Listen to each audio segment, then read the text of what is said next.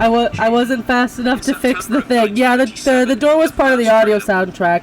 I forgot to turn off my the fucking video I was watching for setup.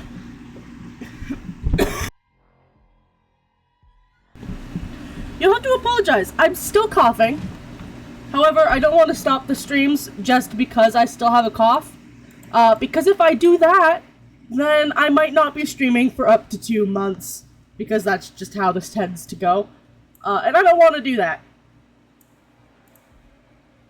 I am going to try and mute. It's going to be easier. It is going to be easier since Arson's not here. So I'm able to mute the mic when I want to, instead of desperately trying to hold in a cough until they stop talking for 5 seconds. And, yeah. Yeah, but I don't like coughing into my mic. That's the thing, right?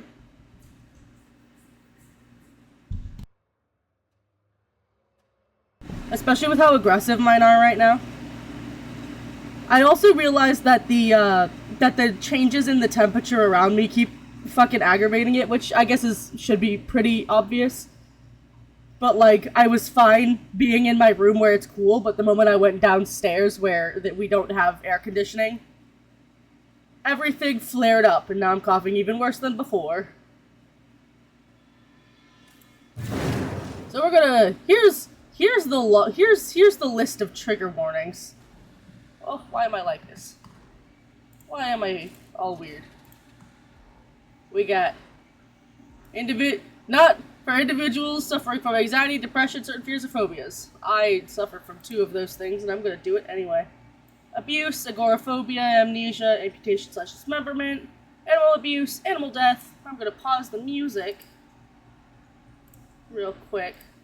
There we go. Animals/monsters eating humans, anxiety, social anxiety, blood and gore, body horror, body injury, cannibalism, child abuse, minor mention/hint of, cosmic horror, dead bodies and body parts, death and dying, decapitation, depression, dissociation, doll animation, emotional abuse, entrapment, epilepsy warning, that's obvious, glitches, hallucinations, heart attack, intrusive thoughts, isolation, kidnapping/abduction, loss of vision, loud, sudden, and/or repeating noises, manipulation/gaslighting, mental illness, mind control, murder, paranoia, poison/venom, psychological horror, scary, disturbing images and messages, scopophobia, which I don't know what that is, which I will have to do a quick look, seizure, self-harm, stalking, suicide/suicidal ideation, tense situation /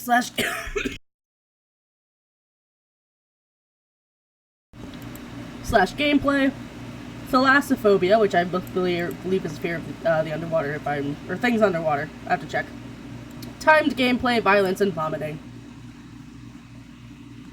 And I'm gonna do a quick Google on a couple of these, just to make sure everyone knows. And by that I mean me, because I am le big dumb. No, minimize. What is... Where is it? Scopophobia. Hindi. Oh, it's the fear of being watched. And I know what thalassophobia is, but I'm just double checking because the thalassophobia. Yeah, it's fear of the ocean. Okay. But yeah, welcome to the long list of trigger warnings. Most of them are pretty tame.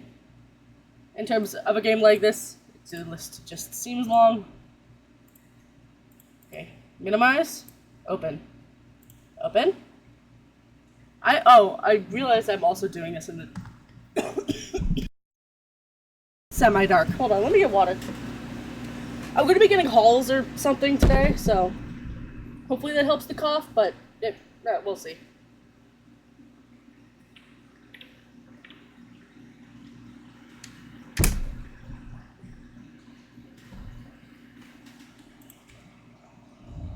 Please take care of yourself. I shall. I'm a little nervous. But yes, this is do not take this cat home. But I want this cat. Look at him. What are the preferences?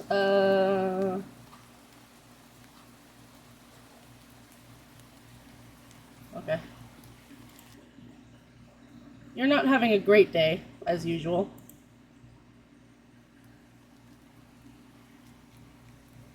Oh, great. It's the first time in a while that you felt like going out. But in the middle of your walk, it starts to rain. Typical. But maybe this is just a sign that you should have stayed home today. Yeah, you can always try again tomorrow. Right? You turned to head home when... Huh? What was that? There are only a few people around on the street. Makes sense due to Makes sense due to the increase of missing persons around the area recently. Well, that and the weather.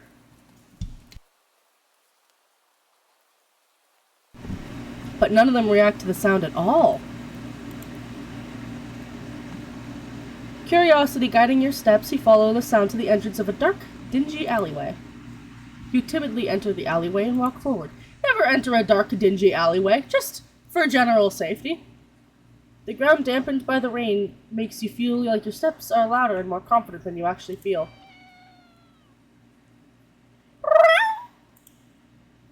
Finally, the sound source comes into view in the cold, dim light of the alley. At the end of the alley, in a big cardboard box, is a cat. Look at that cute face! Surely nothing will go wrong. Huh, guess that should have been obvious. It's an interesting looking cat. Its pretty yellow eyes shine like gold amongst the dark sea of its black fur. It puts its front paws up on the edge of the box and looks up at you. Look at how cute he is!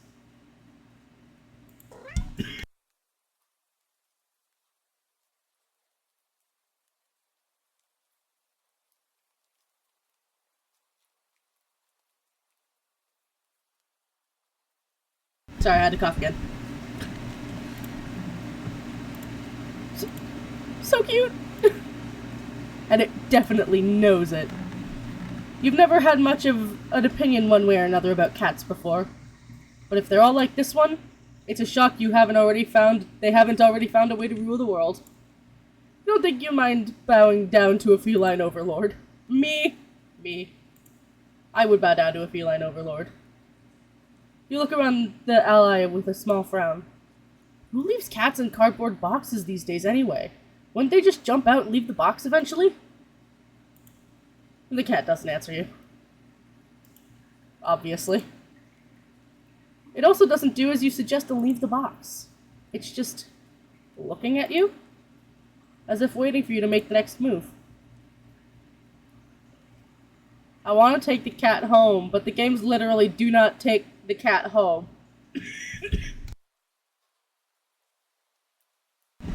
I suppose the easiest thing would be literally to not take the cat home. Let's try that. With a sigh, you take a decisive step back. Excuse the cat, as you can't really afford to be taking in a pet on a whim. Rent's coming up soon, and your job doesn't exactly leave you rolling in dough. You give the cat a sad nod. Sorry. Good luck out here, okay? At least take it to, like, a shelter or something. You turn around and leave the cat in the alley behind. The rain's picking up. Oh, the sad mews! Time to head home. And not a fool. Oh, the sad mews! I hated that.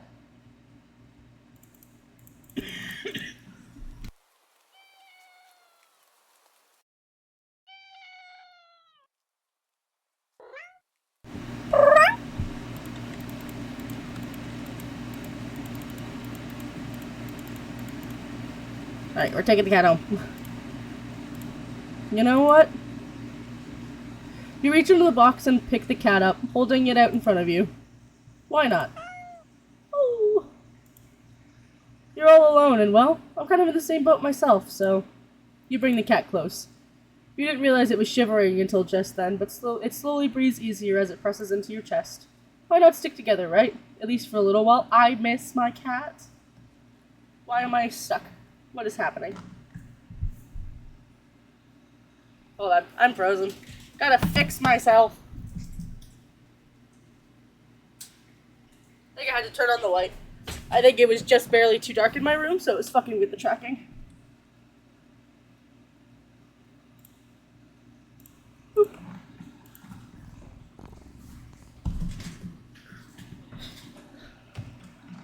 You think a little while will probably be more like a day, but you'll be responsible until you get to the shelter tomorrow. But for now, let's get you out of the rain, okay?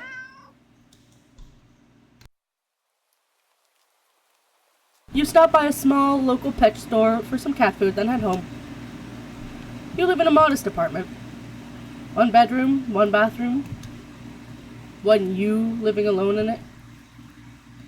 It feels so weird having another being inside it after so long, even if it is just a cat. After locking the front door and placing the cat on the floor, you watch it for a moment as it curiously explores the new environment. Leaving the feline to its own devices, you set about making the both of you some dinner. You take out the can of cat food and open it with the tab on top. You put some cat food on a saucer and click your tongue to call the cat over to you. It perks up at your beckoning and rushes over. It looks at the plate of food and completely ignores it. Not hungry, I guess. You try not to let it annoy you. This cat doesn't understand the concept of money to appreciate that you spent your hard-earned cash on it. It's just a cat, after all. I'll just leave it here if you get hungry later, okay? The cat rubs its body against your legs with a purr. You smile. That's enough of a thanks for you. It follows you into the kitchen as you start your own dinner. You decide that you have enough ingredients for a sandwich. Bread toasted, mayo and mustard spread. Turkey and cheese and lettuce perfectly placed. Tomato sliced. Ow! You wince as you cut your finger on the knife while slicing the tomato. Stupid. You feel a little embarrassed for such a blunder and sigh, tossing the knife onto the cutting board. I don't know who feels embarrassed about cutting their hand. I've done it a million times. I'm never embarrassed, I'm just, frustrated. You're about to head to the bathroom for a bandage when the cat hops up on the counter. It sniffs at the knife and meows almost pointedly at you. Hey, don't worry, I'm alright. It was just an act.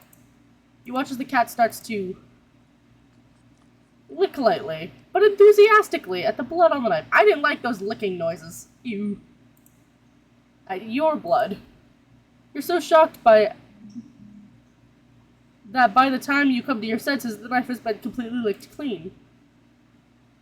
The cat sits back, staring at you. You feel a little uneasy. Sure, cats are meat-eating predators, but that was a little weird, right? Sure, you're no cat expert, but that was definitely not something an ordinary cat would do. Absolutely not. Off to the shelter with that little devil. Sorry, that's weird.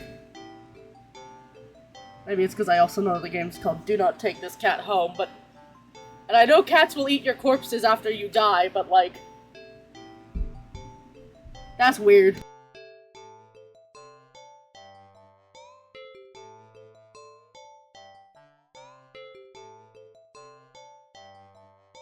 Well, regardless, you're not about to abandon a cat in need while it's still raining outside. Not after all your efforts. Yeah, we're gonna take it to the shelter tomorrow anyway. What's one night of awkwardness? Weird or not, it's just a cat. The rest of the evening, unfortunately, goes downhill from there. Even after covering up your fingers cut with a bandage, the cat keeps trying to lick at the wound. While you're eating your sandwich, while you're cleaning up the kitchen, while you're trying to watch TV. You gently push it away every time, but you're starting to get worried about the strange behavior.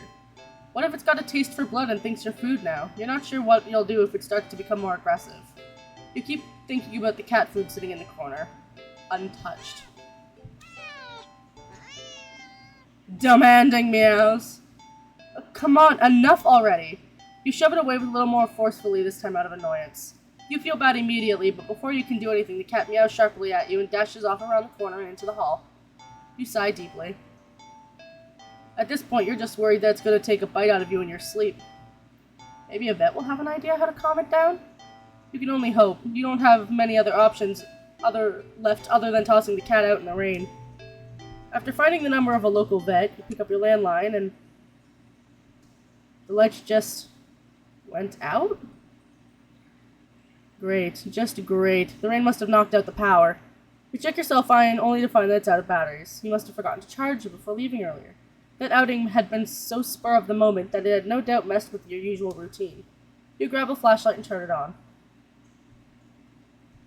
It's quiet. It's too quiet. Did the rain stop? But then, why did the power go out? You look outside. The sky is pitch black. What time is it? You turn to check the clock. Oh, that's not creepy as fuck. Does he kill? Help? I think those are the only two. I think it says help. Yeah. The cat sits atop your digital clock, staring at you. Oh, No. Thinking now, you realize the clock shouldn't be working at all with the power outage, but the numbers are lit up. And going completely haywire.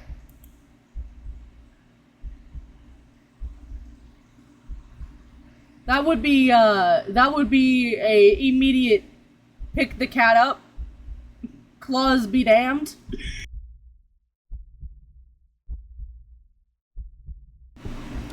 And sprints to the nearest shelter and be like, something's weird with this cat. It's not giving off any indication that it's alive. It's not blinking. It's not even breathing, but its eyes. This isn't normal. You're afraid. You want to run, but you're afraid of letting the cat out of your sight. You consider tossing the cat out after all. But as soon as the thought enters your head, you feel a sharp urge to vomit. Those eyes, its eyes hold you still, even with your flashlight trained on it. Its pupils are large, inky black pits. Oh fuck. The flashlight flickers. Uh-oh. And the cat is gone. Fear immediately grips your mind. The cat can't even wait one day. The silence, punctuated with the rapid pumping of blood in your heart, is overwritten as your ears slowly start to pick up the sound of static all around you. How's the clock working with no power? You don't know why such a question matters at the moment, but you feel as if having the answer will make sense out of everything that's happening. Onyx, could you stop freaking out for like 5 seconds? There we go. That order will be restored. But no answer comes to mind. You back away from the clock. It feels as if the air itself coils tightly and abruptly in response. Like a predator preparing to pounce. That was too many P words in one sentence. But waiting. Waiting for your next move. But you're afraid to move. You're afraid to even take a breath. You can't stay still forever, right? Whatever's watching you, you can already feel its impatience. It's too eager. You don't know how you know this, but you can sense it clearly as if it whispered.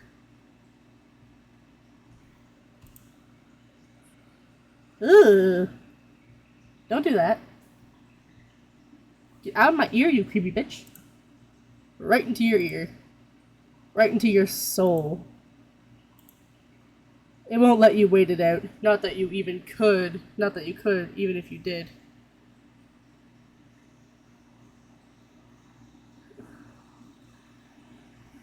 I realized I forgot to set out a tweet about my stream, so I'm going to do that real quick. And also hack up a log while I do it, I suppose.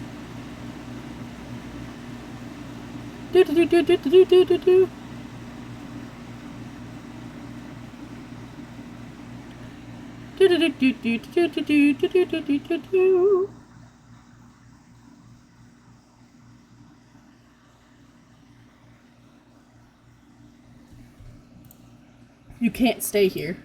Well, fuck, why am I freaking the fuck out? You have to run. With this sudden thought, a primal sudden instinct awakes within you. Hello, hello? That's a violent way to enter. How are you? I hope your head doesn't hurt from that glass.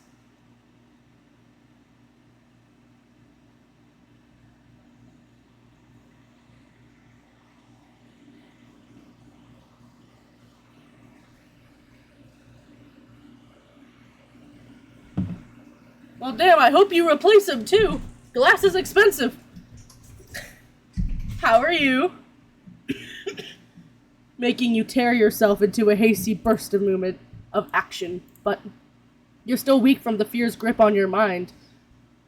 That fear should be fueling the running. It shouldn't make you that weak. If it's pushing you into a fight or flight response, then you would get running.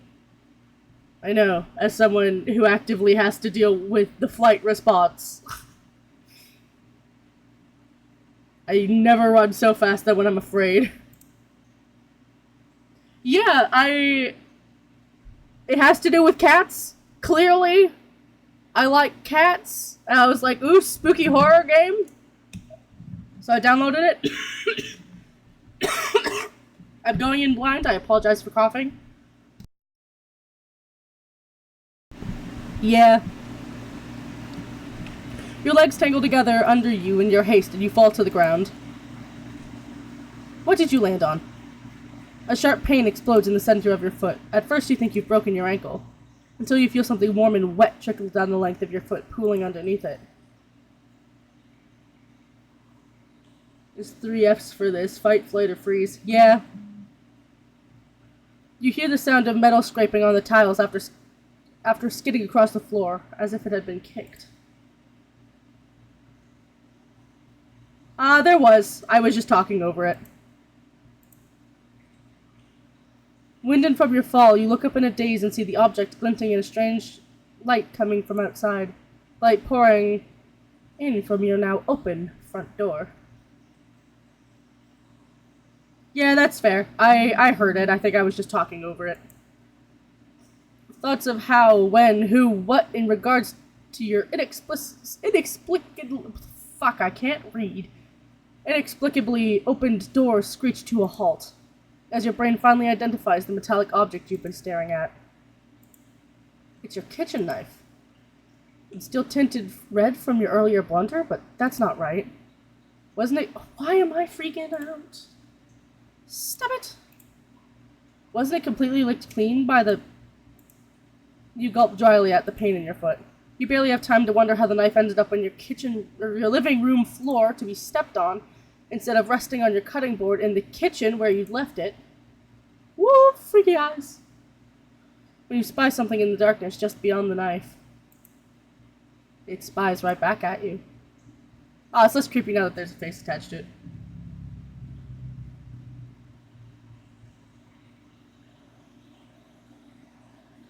Yeah, that's fair. I get the feeling it's very much a survive the cat.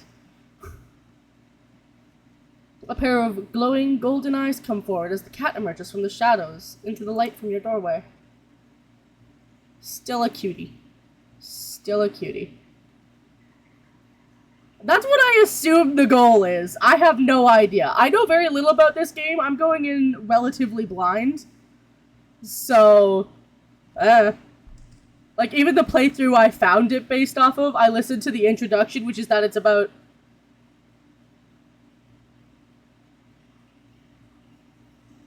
getting the secret ending.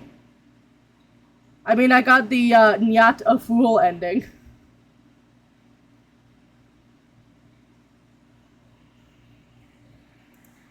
As if skipping into light. It bends down to... I fucking hate that licking sound. It bends down to lap at the blood dripping from the blade. Ah, your senses slowly seem to overwhelm you. The chill of the air as if it starts to suffocate you under its weight. The sound of your shaky breaths discordant against the static now piercing your skull. The dryness on your tongue spreading to your throat. The incomprehensible sight of the stray you'd taken in, licking away at your kitchen knife, once again completely clean. Yeah. I mean, that much is obvious at this point. The scent of blood from the fresh wound on your foot. Blood? Golden eyes slide up to you and, as if in response to your sudden realization. Blood. You're hurt. Your foot is bleeding. You're bleeding. You're bleeding. The cat barely moves, shoulders twitching as if considering the act of pouncing forward. But you're already on your feet and out the door. You run, or rather limp, down the empty street. The sky is black and bleeding red, but there's a strange light emitting from nowhere that casts everything else in white. The houses, the trees, the road, even you. Everything, except your blood.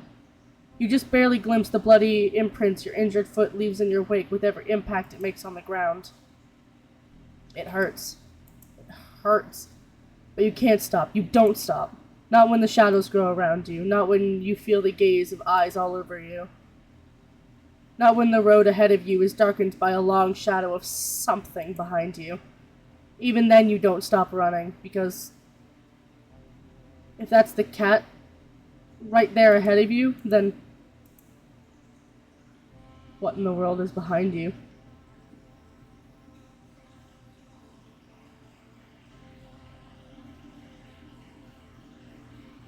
Fair enough, fair enough.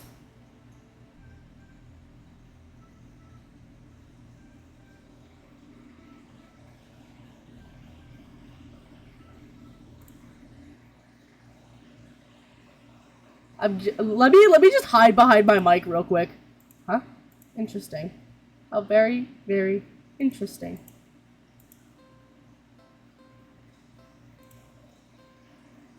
I should have been saving.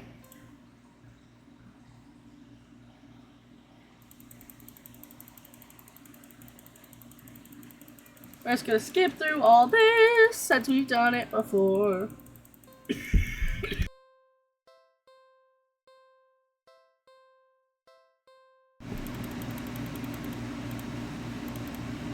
Look at that cute little face! Look at him! Oh shit, wait a minute.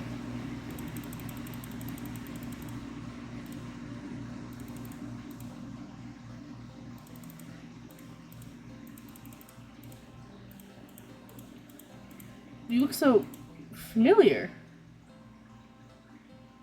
I was not expecting that, I did notice. I'm back. Right? Then again, it is a cat. Not many different ways for a standard black cat to look, after all. Yeah, I've got the audio down pretty low, because as you can see, it kind of causes Onyx, my lovely black cat, to glitch out. Because he's weird and he's broken. Let's see if I can fix him real quick. No, I can't. He's already at the, He's just gonna respond to all the sounds.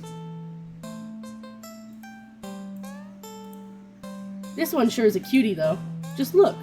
He's not glaring at you or hissing at you for getting this close like other stray cats have in the past. It's just sitting there patiently, waiting for you to do something. Take the cat home. Oh, look at that face. Well, why not? Right? You barely reach out your arms before the cat eagerly leaps into them and climbs up onto your shoulders. It butts its head in onto your temple, nuzzling against it.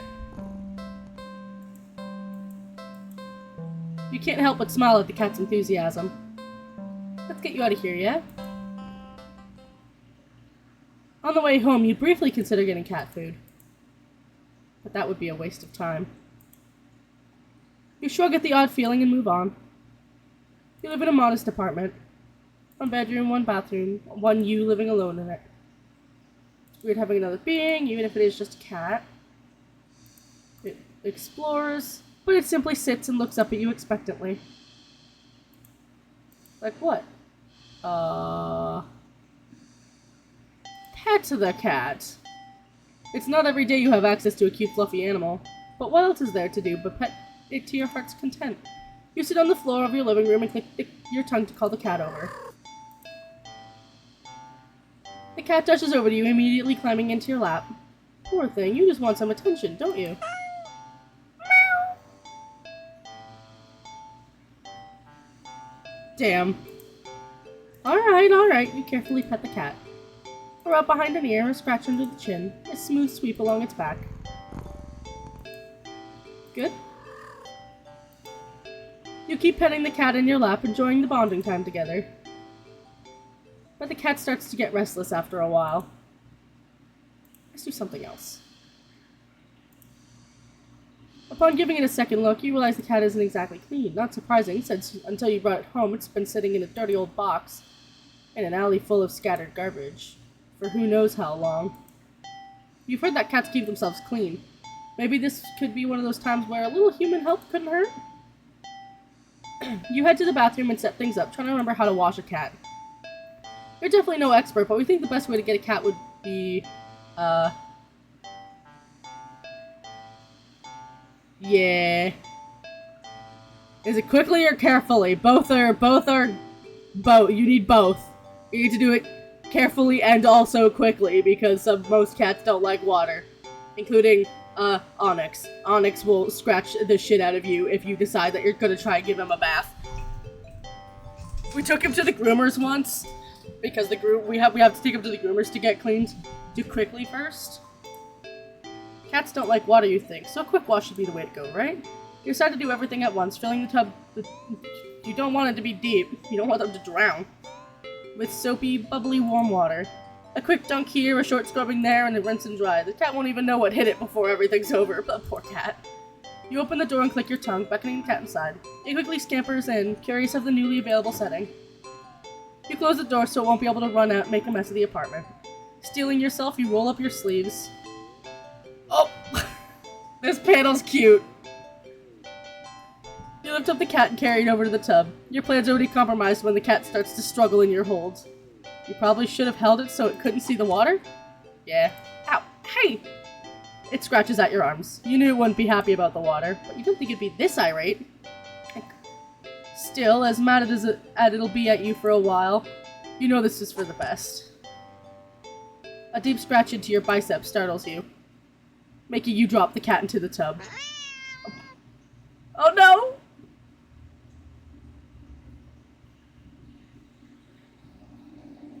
You just have to play through all the game. Oh! Shoot, kitty? And this is why you don't let it be deep! Don't make the water deep! You rush over and dunk your arms beneath the soapy surface, searching for the cat. What if it's bumped its head and blacked out? It could drown! But you can't find the cat. Instead... What the? You watch as the water starts to darken. At first you think it's just dirt from the cat and feel a little vindicated in your decision, but... The water darkens further and further. Until it looks like you filled your tub with black ink rather than water. Did it melt? Even the soap bubbles are translucent obsidian now. This is... Something's not right. But as soon as you have this thought... Whoa! You just felt something tug at you from under the water. You try to pull away, but your arm won't budge. Whatever it is, it pulls you closer towards the water. You try to use your free hand to release the drain plug. But when you dunk your other arm into the water without thinking, it's grabbed too. Both hands restrained, you can't get any leverage to force yourself free. Help! Stoosh. You're dragged into the murky waters of the tub. You're dragged down, and down, and down further still. Much farther than it should be possible for your bathtub. You can't breathe. You think you can't see either, but as you draw your final breath, you think you see what has been pulling you down. Something resting deep, deep below the surface. Something waiting for you.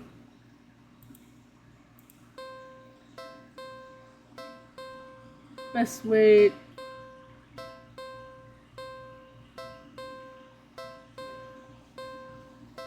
Yeah, that's fair. Walking, right, of course, for the first time, and you're actually glad you did. The weather is absolutely perfect today. That's a good sign, right? Maybe your luck is finally starting to turn around. You tentatively allow yourself to feel excited for the possibilities, where you could go, or what you could do, or maybe even who you could meet. You're so deep in thought that you almost miss it. Huh? What was that? Sunlight only just manages to reach down in between the tall buildings on either side. You timidly enter the way. The sound source comes into view in the warm, almost ethereal light of the alleyway. The end of the alley in a big cardboard box. There's a cat. Should have guessed that should have been obvious. Sea of dark fur. Front paws. Yeah, I'm just going through. I'm just double checking because I don't think it was. He looks so familiar. Take it home.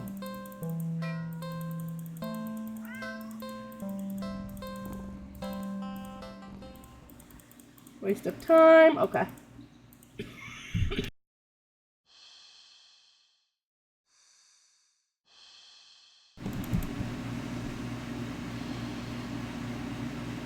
Alright, I'm gonna save here for one. Let's do another, let's get all the bathroom options done.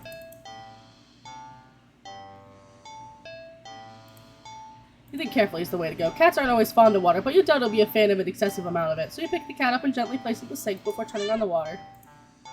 The cat is startled, but ultimately doesn't try to run away. Nice.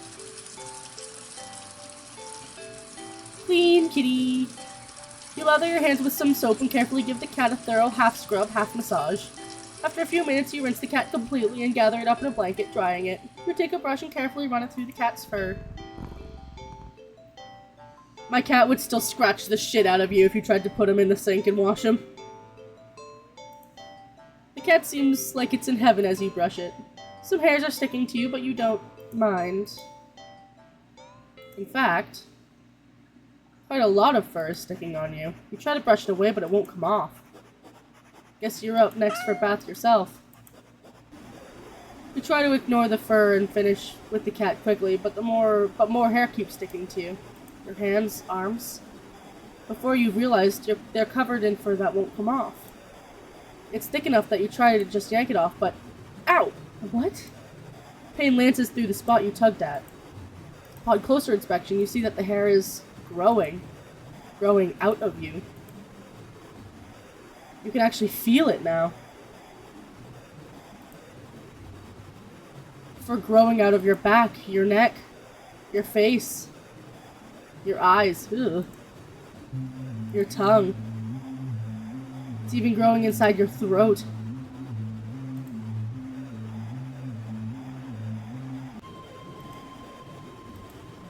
As you collapse and start to choke on the thickening fur in your esophagus, the cat leans up to lap at the fur growing on your forehead, grooming your hair as thoroughly as you did for it earlier. You think it'd be sweet if you weren't currently losing air. Still, feels nice at least, to be looked after and cared for in some way, even if it's just for a little while longer. The cat's careful grooming is the last thing you feel, before you're no longer able to breathe. Self-care buddies!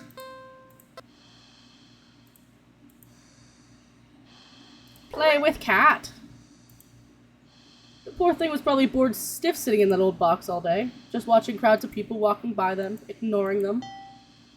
You can't just leave them alone as soon as you're home. A little interspecies socializing won't kill you, right? Aw, you just want some attention, don't you? You want to play, huh? Okay then. But to play, though, let's play with the cat. I think my laser pointer still works.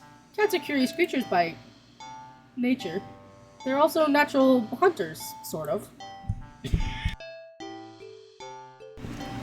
Why not pass the time by letting the cat hunt after something it'll never quite understand? That sounds a little mean when you think of it like that. But it's not like the cat will know anyway. Ignorance is bliss, or so they say. So you dig out your old laser pointer from your long dead, dreaded days of group presentations in school. I mean, they are a sense. The reason they said, like, the way they said sort of was, like, they are natural hunters. But the ones that are, like, have spent their, well, yeah, exactly. It's the way the game put it was, like, as if they don't have those instincts, or only some of them do. Which isn't true. A lot of even regular house cats have hunting instincts. You flip it on and see that even after all this time, the batteries still work. You get a little kick out of aiming it at the mirror hanging in the living room so it reflects off the glass, making a little red dot appear on your knee. The cat cautiously walks over, stopping every few seconds to cast a look of suspicion at you. When it finally reaches you, it lightly presses a paw to your knee, like it's trying to catch the dot of red light as casually as possible. You manage to hold back a chuckle, not that it really matters. The cat isn't paying attention to you at all, entirely focused on the light now resting on top of its paw. You move the light a little higher above your knee. The cat reacts immediately, trying to pin the light down, but in a second you've already moved it to the floor. The cat jerkily follows, attempting a more energetic pounce when you shift the red dot. Over here, over there, and over there. By the couch. On the couch. The cat might be ignoring you, but you're certainly enjoying yourself. It's been a while since you've laughed this much. You're laughing so much, in fact, that you've accidentally shifted the red dot onto a lamp beside the couch. Uh-oh. It tastes to get the light. The cat leaps onto the lamp, sending them both to the ground. Oh my gosh! You have to pay attention when playing with the kitty. Just in general. The cat is sitting in the middle of the former lamp's broken shards. Back hunched, head whipping around back and forth as if in a panic. You quickly turn off the laser pointer and rush over. I'm so sorry, are you okay? Are you hurt? You reach down to pick the cat up and check it for injuries when... Yeah, of course it fucking swipes at you. It backs up and twitches away, making frantic half-turns in various directions as if looking for something, or waiting for something to appear. Jeez, that really hurt, you know. You hold the hand with the scratch close to your chest. It's bleeding, but it's not too big. You're more annoyed than anything, but... Immediately your annoyance starts to bleed into concern. You watch in shock as the cat starts to run around, tearing at the carpet, the sofa, your armchair. I've also seen my fair share of dead mice.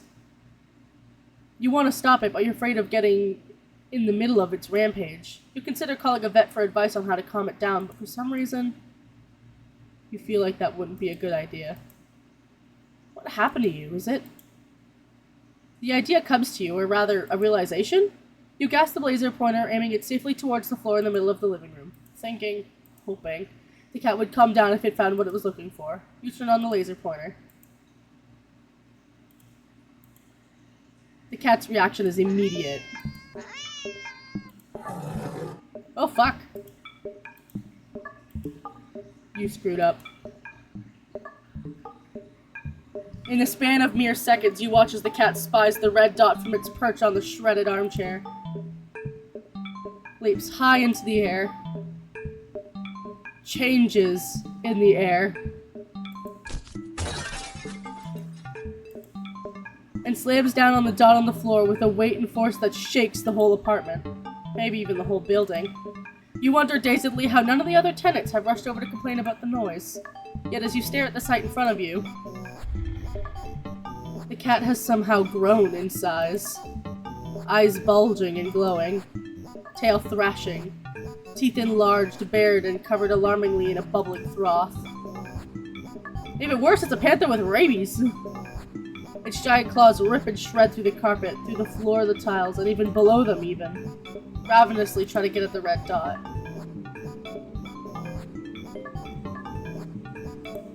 You don't know what to do. You feel trapped. You have to get away. Get it away from you. You slowly back up towards the door. The light moves with you.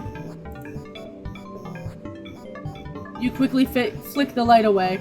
This way and that. The cat stampeding after it. So fast. Smashing through the TV. Breaking the couch in half. Too fast. Bulldozing through the wall into the hallway.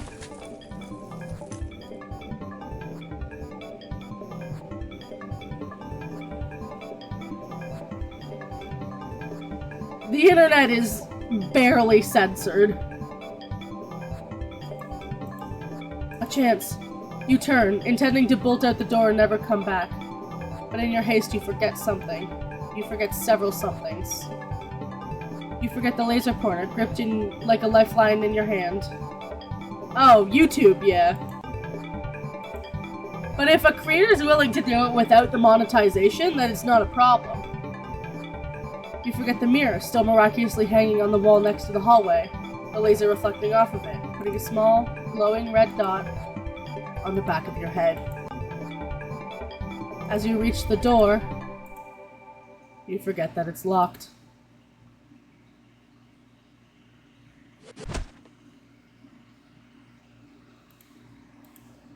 You don't even have the chance to turn around before the cat lunges all the way across the room at you.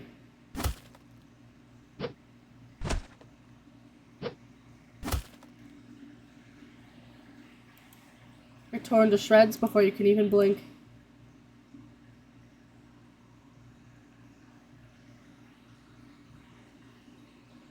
But aren't there the idea of comments and such being cancelled without that?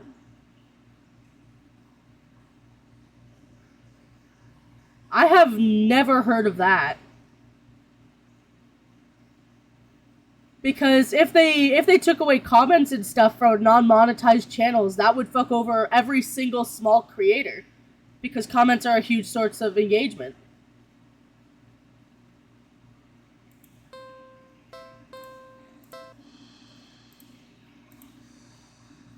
Play with the cat.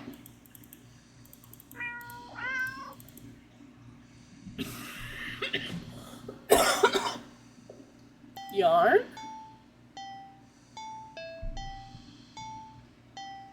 You might be thinking about the, well, actually, no, I don't think YouTube Kids has comments. I think all of them are already disabled.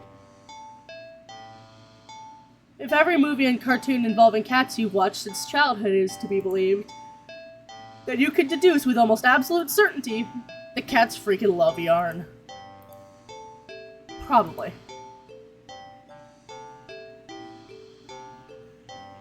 You unearth some from an old box in the hallway closet that's filled with knickknacks from various abandoned hobbies.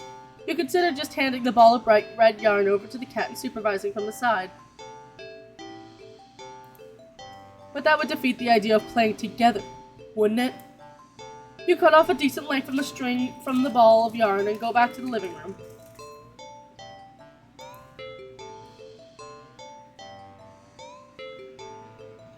The cat is resting on the floor. It's not asleep, but when it looks up at you as you enter the living room, you feel like it could doze off right then and there. You'll fix that. I'll let the kitty sleep. You smirk a little confident with your surprise. And let the piece of yarn dangle just above the floor, pinched between your thumb and index finger. I fucking love cats. The sudden shift in the cat's demeanor makes your heart start to beat a little faster. Its posture has barely changed at all, just a subtle shift of the head and ears. Oh, thank you for the follow! A slight tension in the shoulders. The sharpness in the gaze as it locks onto the yarn dangling an inch above the floor. The cat could still pass as being almost relaxed, calm. And yet the air is thick with eagerness to lunge forward, waiting for the right moment to strike. You feel as if you just witnessed the awakening of the perfect predator.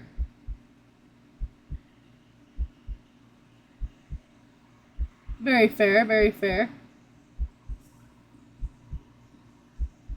Is it Madeline Mask?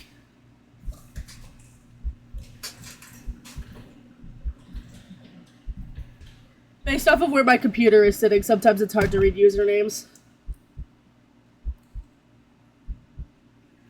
You're just also the only person in chat, so you know who I'm talking to. You're almost afraid of what will happen once you make the first move.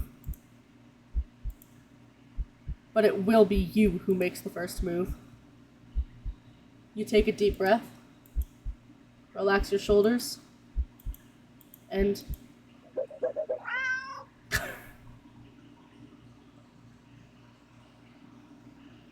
yeah, that works. The cat had lunged the instant you wiggled the yarn, but you're faster. It completely misses as you flick your wrist, making the yarn recoil out of its reach like a terrified snake. Having overshot the landing in its eagerness, the cat stumbles and looks around as if shocked at its failed attack. You generously click your tongue to help reorient it, and the cat whips its head around at the sound. You're slightly taken aback at the intensity of the stare on the yarn, but you persist. You wiggle the yarn again encouragingly. And yes, maybe a little tauntingly. This time as the cat anticipates the yarn's upward dodge and leaps up to swipe at it. But you're already one step ahead, puppeting the yarn to dance gracefully out of reach once more. Come on, you can do it. It's a little condescending, but you can't seem to help it. For some reason, it feels good knocking the feline down a peg or two. At least it seems to be enjoying itself? You hope, anyway. You keep going.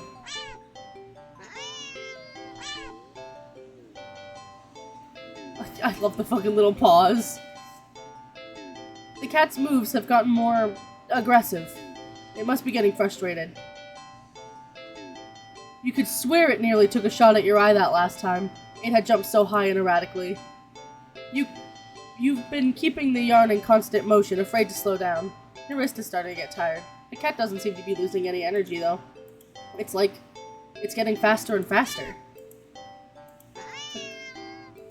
Flick. Flick. Yeah. Your wrist finally cramps sharply, making you lose control of this yarn's motion as the tip of brushes lightly against your stomach. Pain rips low across your torso. Into your torso. Blood pours out of your mouth. In a daze, you look down and see bright reds blooming slowly across the bottom of your shirt, around the tears in the fabric. Ew. You watch as long, thick ropes of something pour out from under your shirt into a bloody heap on the floor at your feet. I know, right? Like, let the cat get it sometimes. It's how you encourage it.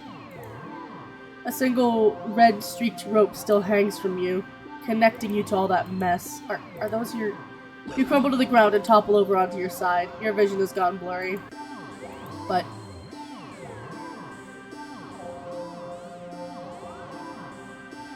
you could just make out the shape of something small in a deep inky black as it walks over and inspects your...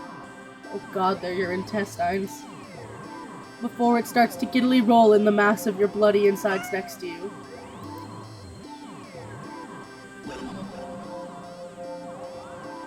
Darkness falls over you. The cat sounds happy. Nonsensically, you wonder where the yarn has gone, but there's really no need to worry about that. The cat seems content with the next best thing.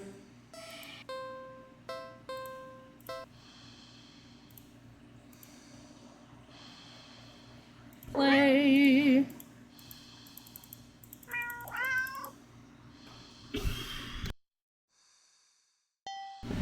Hide and seek! Ah yes, let's play hide and seek with the cat. I don't know if the cat understands... Yeah. I don't know if the cat understands the rules of hide and seek. You're not quite sure how this is gonna work. Can a cat even understand the concept of a game, let alone one with rules like hide and seek? Here, just... You pick the cat up and turn them away from you before hiding behind the armchair. I love that. That's the funniest way of doing this. That's fair. You're certain the cat must have turned and looked while you were hiding. Out of confusion, at least, if nothing else. Oh, that was cute! Regardless, a few moments later, the cat cautiously peeks around the armchair at you, eyes curious. You smile and scoop it out, holding it out in front of you. You found me! You win! The cat looks confused, but pleased as your praise. I love the concept of trying to play hide and seek with a cat. This time, you put it on the armchair so it can't see your hiding spot as easily. You dash over to the kitchen, hiding behind the counter. It takes a little longer this time for the cat to find you. This time, when it does, it startles you by hopping down into your lap from the countertop above. Whoa! You found me again! Okay, you win. You reward it with little scritches behind the ear and under the chin when it leans into your touch. Okay, why don't you give it a try? You go stand in the middle of the living room. The cat is following you. Oh, look at the little guy! You make a show of covering your eyes and turning around. Okay? 5, 4, 3, 2, 1, go! You turn around and see that the cat is gone. Huh, you sure are very fair. You sure catch on quick. There aren't that many places available in your apartment for someone your size to hide, but Without the opposable thumbs needed to open the closed doors in the hall, the cat will have its limits too. Fair game. Okay, now where to look? You look behind the couch and the armchair, and under the coffee table. Nothing. The living room is pretty sparse when it comes to furniture, after all. You peek around the counter, grab a chair, and check the top of the fridge. You even open the cupboard to log the floor, just in case the cat managed to squeeze inside. Nothing. You decide it's for the best. The kitchen's for making food, not playing games. You peek around the corner into the hall. Nothing. You're not sure what you were expecting, with all the doors closed. There's nowhere in the hall for the cat to hide. You can't find the cat anywhere. You start to get a little worried when you hear a sound coming from the hall. You head to the hall and listen again.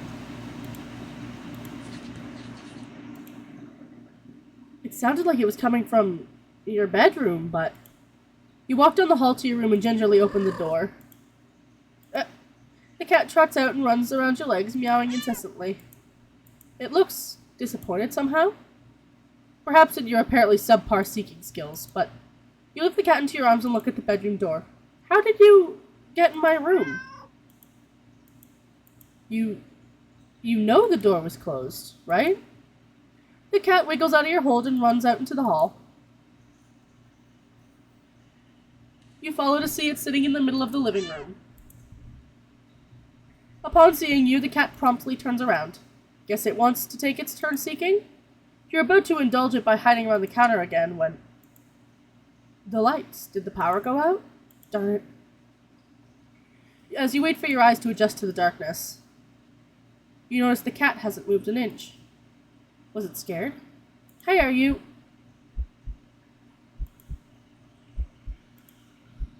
What? For some reason, your heart starts beating faster. You consider going over to the cat, but when you do,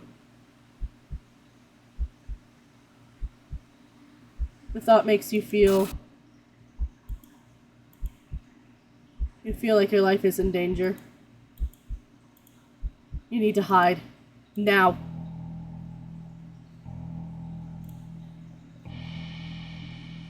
You quietly slip into the hallway closet.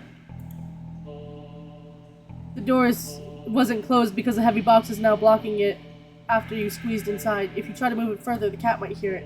If it hasn't heard you already. It won't work, but you need to hide somewhere else.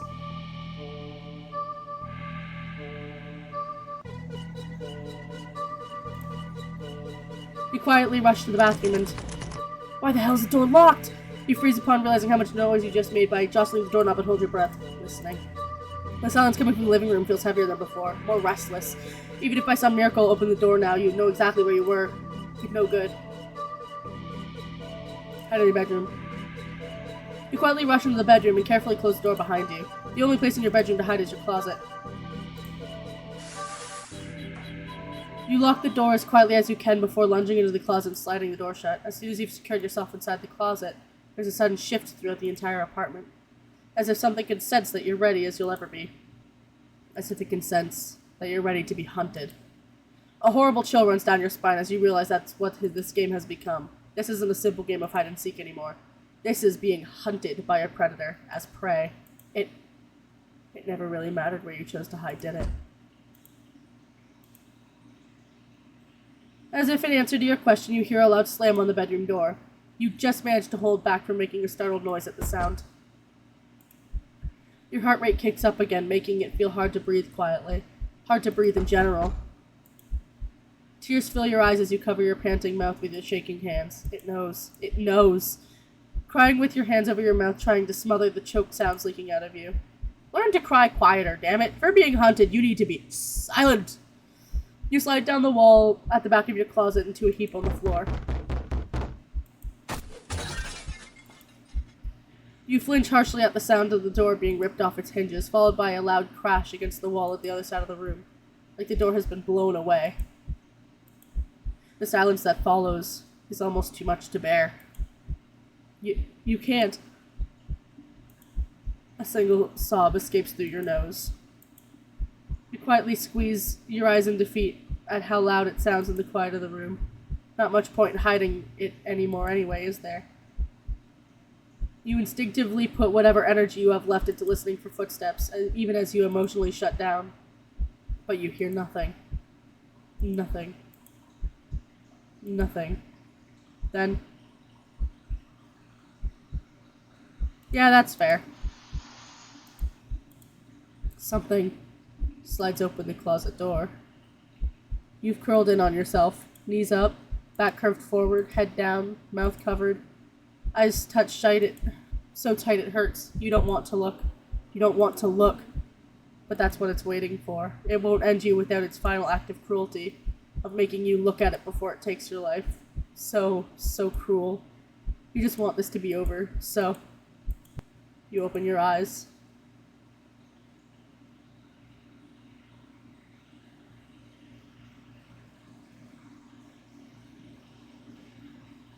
You see something glaring at you from the darkness beyond your closet door. It looks disappointed. The moment before you draw your last breath, you almost consider apologizing for being such an unworthy prey. Guess your hiding skills were just as subpar as your seeking skills.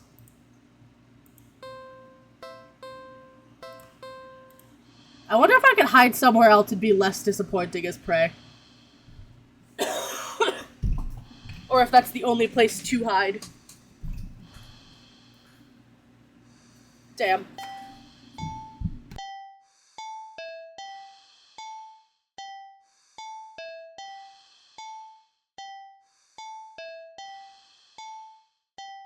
That's kind of unfortunate. But there's plenty of other things to do. So we've done all those. We've pet the cat before. What if I just repeatedly pet the cat?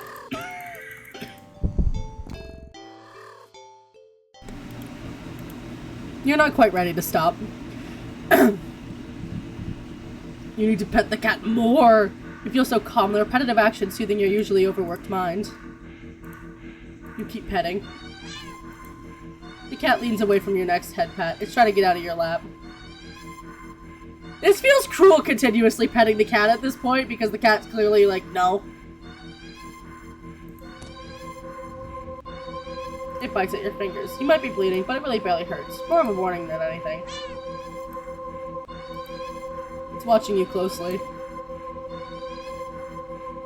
Seriously, let's do something else or keep petting. You shouldn't keep petting a cat, or really any animal, if they're very clearly making signs that... oh, absolutely. I know this is probably going to get me to one of the endings, but still, it feels cruel. I know this cat is an actual monster, but, like, still. You keep petting the cat.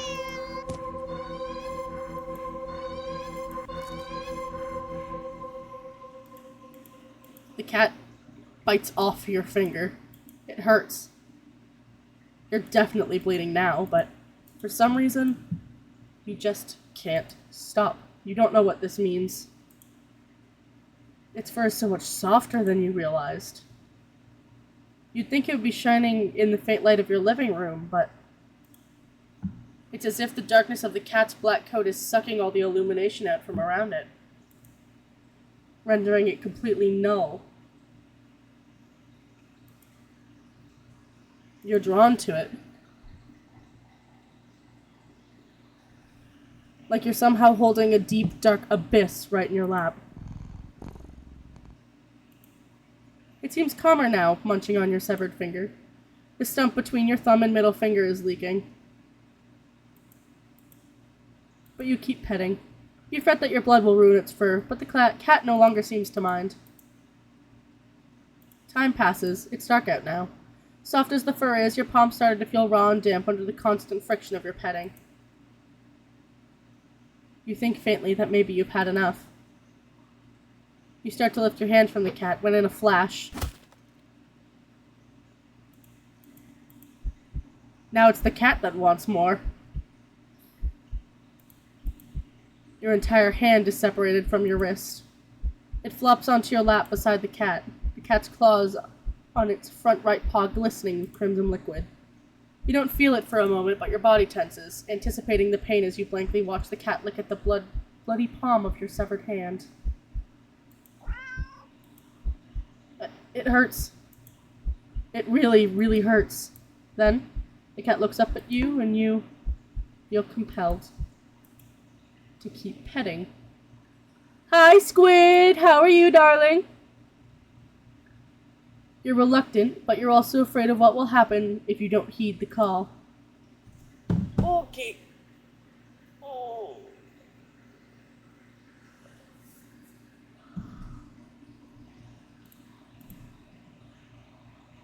You were hurt for your insistent petting earlier, yet now you've been hurt for trying to stop? It defies all logic, and that's what scares you. There's no reasoning with such fickle whims. You feebly tries to raise your uninjured hand to pet the cat, but it stiffens, golden eyes glinting dangerously. Well, alright then. You raise your bleeding stump and resume your petting to the best of your ability. You pet, and you bleed. You pet, and you bleed. You pet, and you bleed. You pet, and you.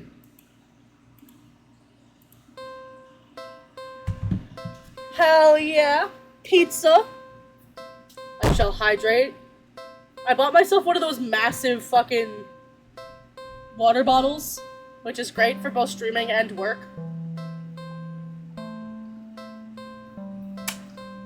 Because not only is it very unlikely I will run out of water during a stream, but I drink like 4 of them while at work.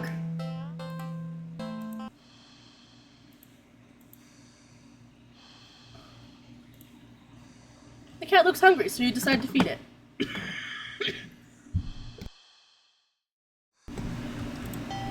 You regret not stopping for food earlier, as you don't have much left. Grocery shopping day is tomorrow after all.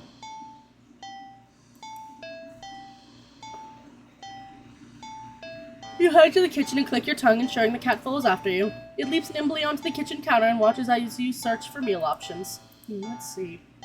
You find something you didn't expect. A can of tuna in the pantry. Some leftover meatloaf in the fridge. And... huh? What's that? You realize there's a tightly sealed Tupperware on the bottom shelf of the fridge.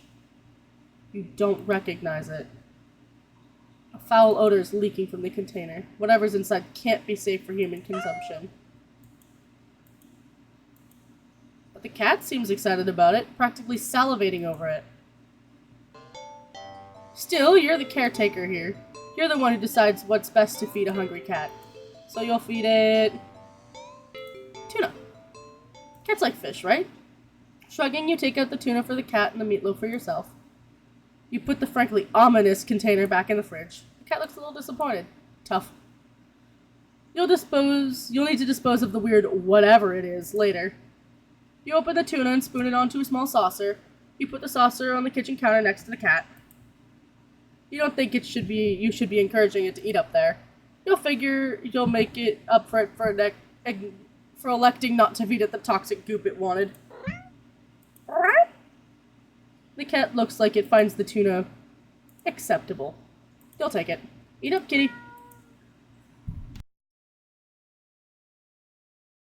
As the cat digs into its meal, you go about heating the meatloaf up in the microwave. In the meantime, you hear... You turn and see the plate is completely empty. Well, that was quick. You need to pace yourself.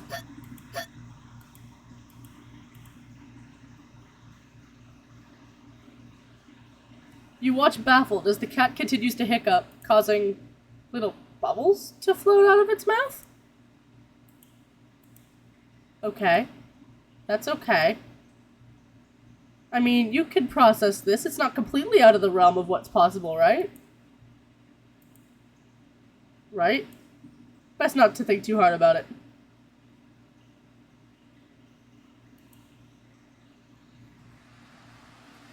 Alright. Enjoy grocery shopping.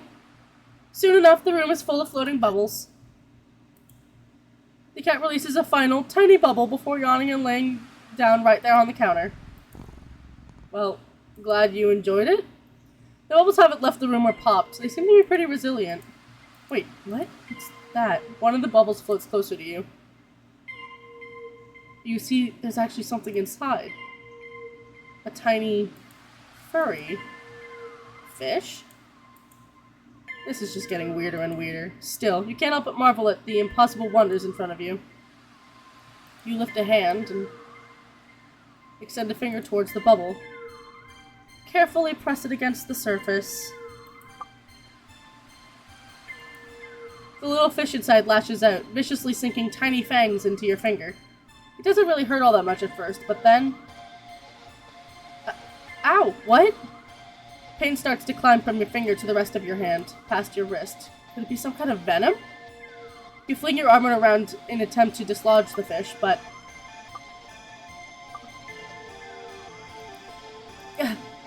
You accidentally knock your arm into several bubbles floating around. More tiny, ravenous fish latch onto your flesh. You stumble back out of pain and a sudden bout of dizziness, only bump into more bubbles. More fish digging their teeth into your back. It hurts. You're getting dizzy. You've got to get out. You deliriously try to stumble out of the kitchen. But the entire room is filled with deadly bubbles. By the time you collapse to the ground, you're absolutely covered in tiny, angry, biting fish. Your legs, your torso, your arms, your face. The pain is unbearable. You can feel it in your skin, in your teeth, in your eyes, and your hair, and it's so consuming you can't even feel yourself convulsing. Or crying. You don't black out. Your eyes are still rolling up into your skull when you gasp out your last breath.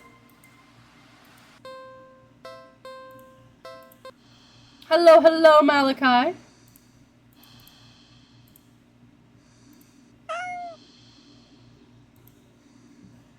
You get the feeling the cat won't be too impressed by anything that comes out of a can.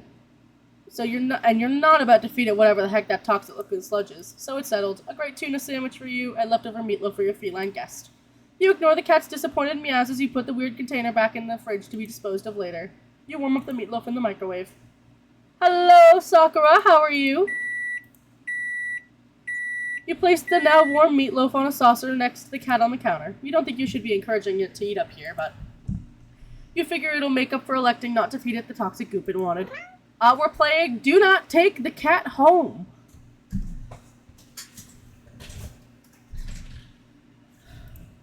The cat looks like it finds the meatloaf interesting. Works for you. Eat up, kitty. As the cat digs into its meal, you go searching for some bread for your tuna sandwich. Obviously, I had to take the cat home. You're just so distracted by your search that you only just barely hear... Huh? You turn around to see the meatloaf has only one, maybe two bites taken out of it. But more alarmingly, there seems to be a red trail of something leading away from where the cat had been sitting, and off the edge of the counter towards the living room. Is that blood? Ugh. You jump at the strange sound coming from the corner, further into your apartment. You attempt to steel your nerves. Hi, Fawn! Because I had to! Wait till you see him! He's got the cutest little face! Even if he is a monstrous terror! Taking a breath, you walk around the counter to head into the living room. You stepped into something warm and wet and red. You resist the urge to vomit and step away from the trail of... You follow the trail into the living room and see that it leads to the hall. Ugh, I hate wet sounds. It's getting louder. It's definitely in the hall. Onyx has been tweaking this entire time. It's just what he does. You feel like you can hear your heartbeat. You hope whatever is in the hall can't.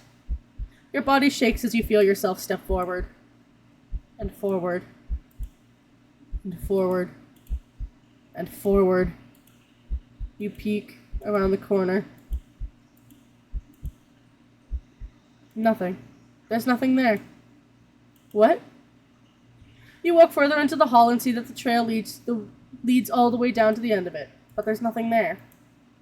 You don't quite feel relief, but at least... Nope. You feel something wet and warm drip onto your cheek. Something very warm. You swipe your shaking hand across it and pull it back to see your fingers covered in something. Ew. You look up and see what can only be described as meat. Ew. The entire ceiling of the hallway is covered in a thick, undulating, writhing layer of pulsing meat. At its center is a single glowing eyeball, frantically rolling around in every direction. I guess the cat didn't like the meatloaf. Until it lands squarely on you. You desperately take a step back, desperate to escape the hallway. To escape this thing, but before you can even scream, meaty tendrils shoot up and grab you. No! Let me go! They pull you up and up into a pair of slowly opening jaws. And then chomp. Look at his face! Look at this little guy! He's just a little guy! He's just a little dude!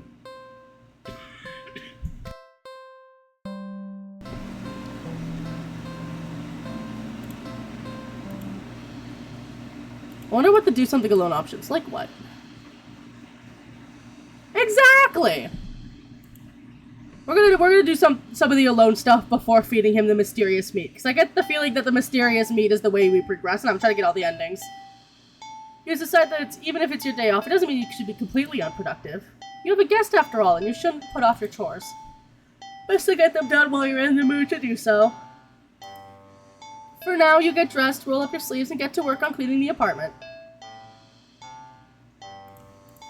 At least you try to. You sweep the living room. You wipe the kitchen counter. Okay, you don't make your bed, but who actually does that anyway? Still, you notice that no matter how much you clean up, you keep finding more messes than when you started. You peek over at the cat. You suspect that it might be the culprit to this mystery, but every time you rush to check in on it or catch it in the act, you always find it napping in the living room. Look at him! He could do no harm!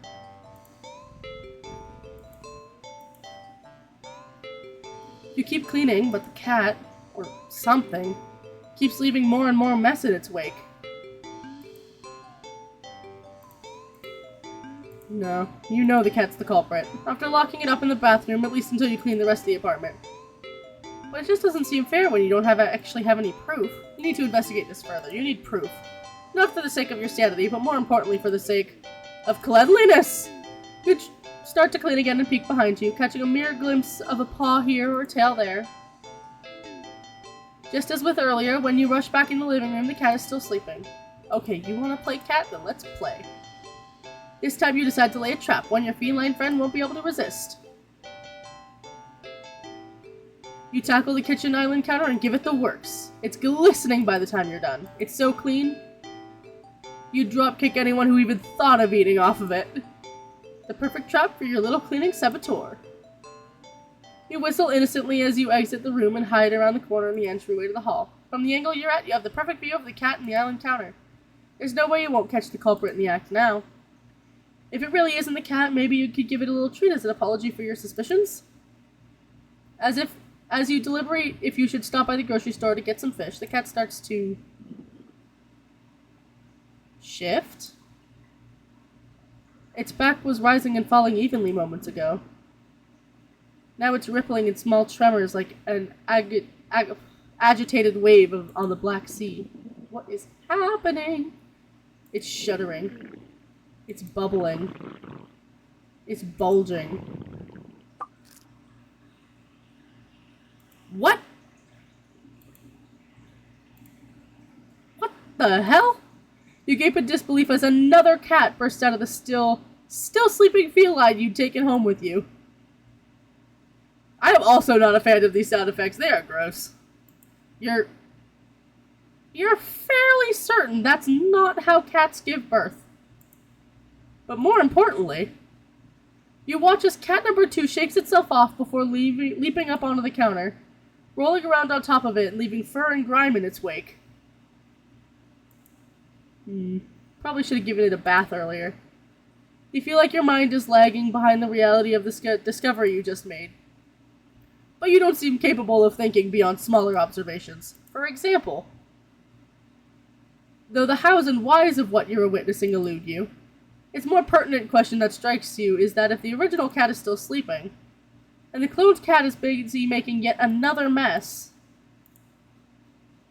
then where are all the other clones? Fuck, that scared me. Suddenly, the 2 cats look directly at you in perfect unison. Their eyes pin you to the spot with their intensity. But you realize the familiar sinking feeling of being watched from behind. That they're not the only ones looking at you. You slowly turn around.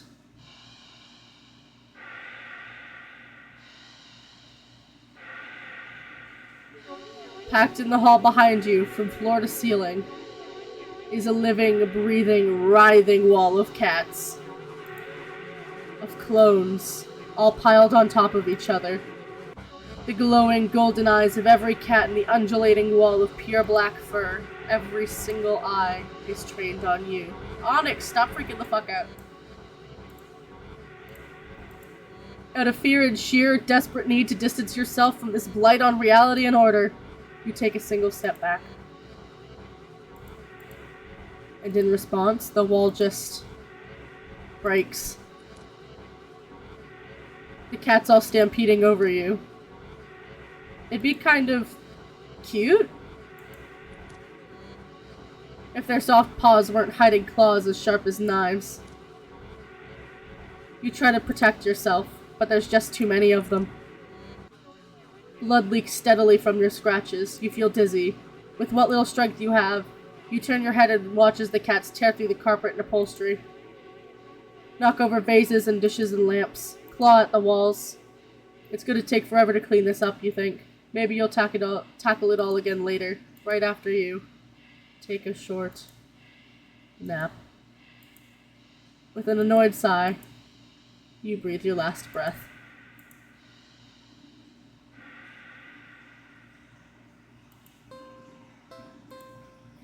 I love the way some of these work. Like, this cat is an absolute abomination in the weirdest ways.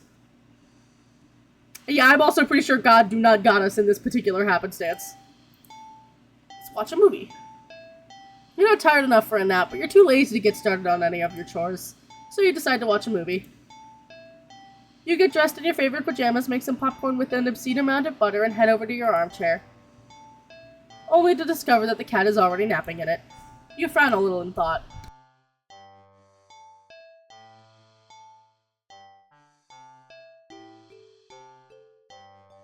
Sorry, I had to cough. Your couch isn't at the best angle for optimal TV viewing pleasure, and you don't feel like pushing it around and having to put it back later. The only options you have left are to sit on the floor, or move the cat and reclaim your throne.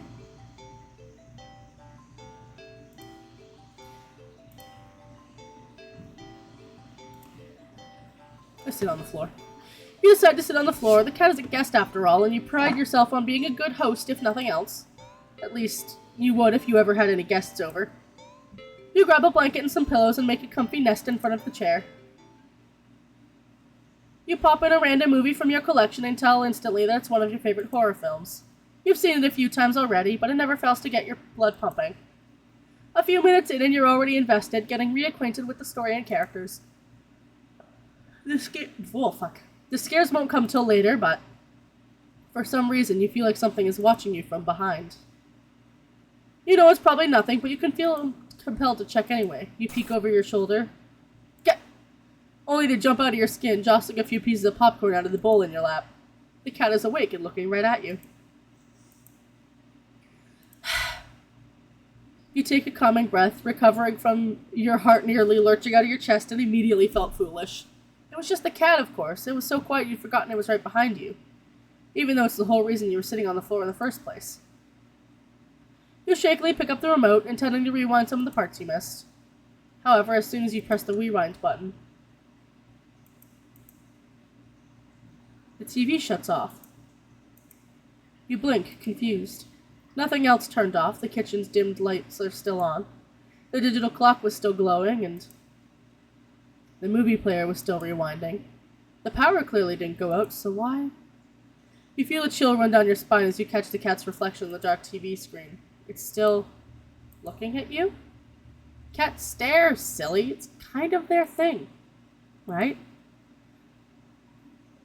And you're a new addition to its life. Of course it's going to study you closely to see if you're trustworthy. As you mentally reassure yourself, you turn the TV back on. What? The TV's on, but the movie isn't what's playing on screen. It's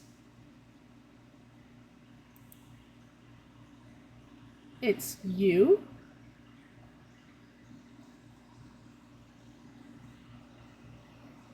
I'm trying to make sense of what I'm seeing there.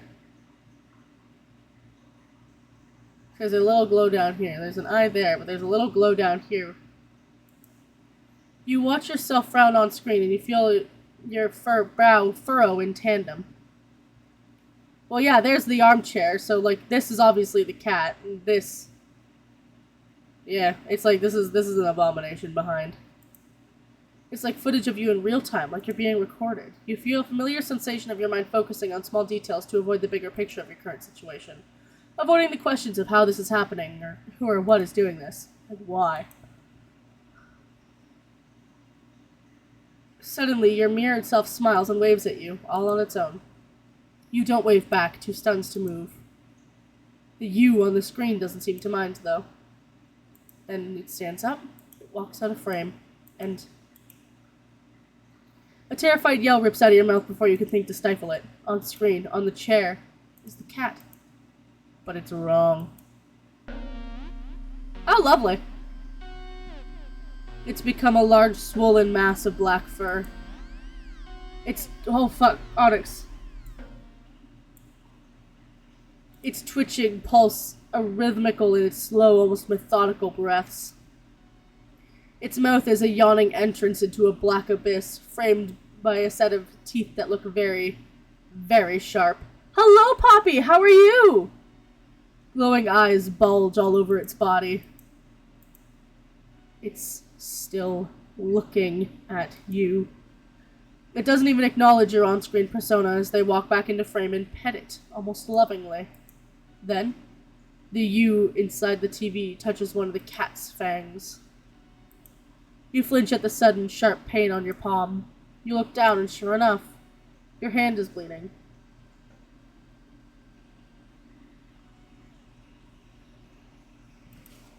You're not particularly afraid of blood, but for some reason the sight of it leaking out of you sends another chill down your back. A thought, clear and terrible, flashes across your mind. I'm good! It's not just the mutated cat in the TV that's watching you. Is it? Don't look behind you, don't look behind you, don't look behind you, don't look behind you, don't look behind you, don't look behind you.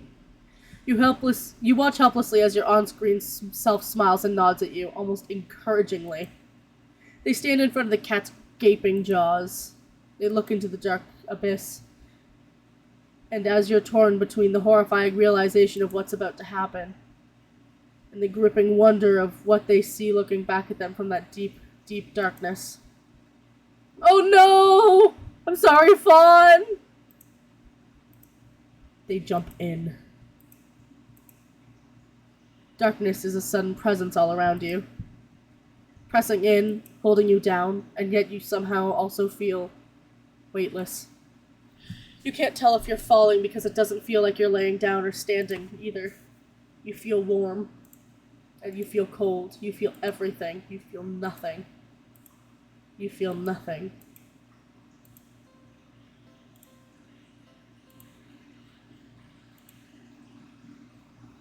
Time to reclaim my throne!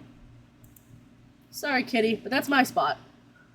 You pick up the cat and place it on the floor. It's clearly upset with you. When you try to pet it as an apology, it dodges your hand and scampers away. You shrug and put on a random movie before nestling into your chair. It's some horror film you love to heckle from beginning to end. Nothing else but an endless string of pointless jump scares. Do the writers not know the meaning of the word subtle? What was that? Was that in the bathroom? The cat must have gotten into the medicine cabinet or knocked something over. Calming your thudding heart with a deep breath, you pause the movie and get up to investigate. Whoa! The cat dashes between your legs from the hall. Fleeing the scene only makes you look guiltier, you know. You're even more reluctant to see the damage now. You just want to relax and watch a bad horror movie. You go into the bathroom and turn on the light. Just as you thought, the stuff in your medicine cabinet is scattered on the tiles. You sigh. At least nothing of it looks broken or damaged. You crouch down to pick everything up.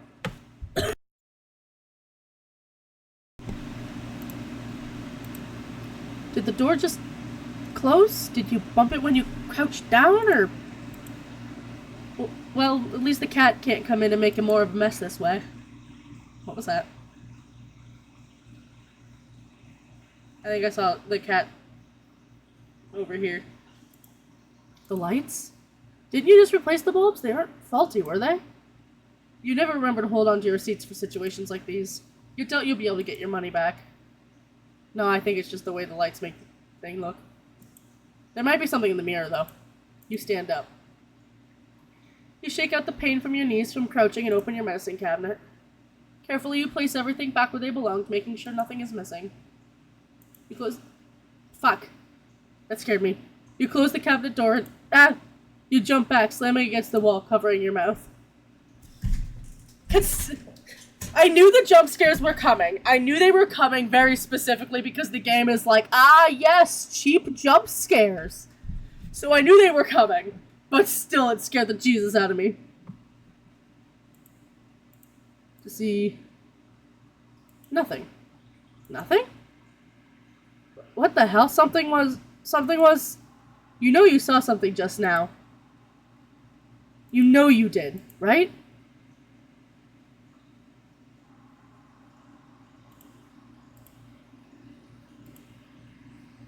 Actually, I'm gonna overwrite that save. You saw something.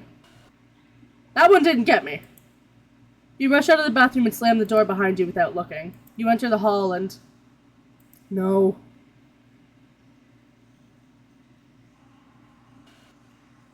No, no, no, no, no, no. Oh, fuck. You shield yourself with your arms and... Yeah, I have. Nothing. Nothing. Again. You peek through your fingers and see... just your usual hallway. You don't feel very good. You need to sit down. You carefully make your way back to the dark living room, trying not to overwhelm your senses any more than you already have. Maybe you should watch something a little more lighthearted, or just lie down instead. You don't know. It's a little hard to think. You just need to sit down. Stumbling forward, you reach your chair, but... Look at that cute face! This is a face that could cause no harm! Look at him! I just want to scoop him up and give him cuddles. It's nothing. It's nothing at all. Just the cat, sitting back in your chair again, looking up at you curiously.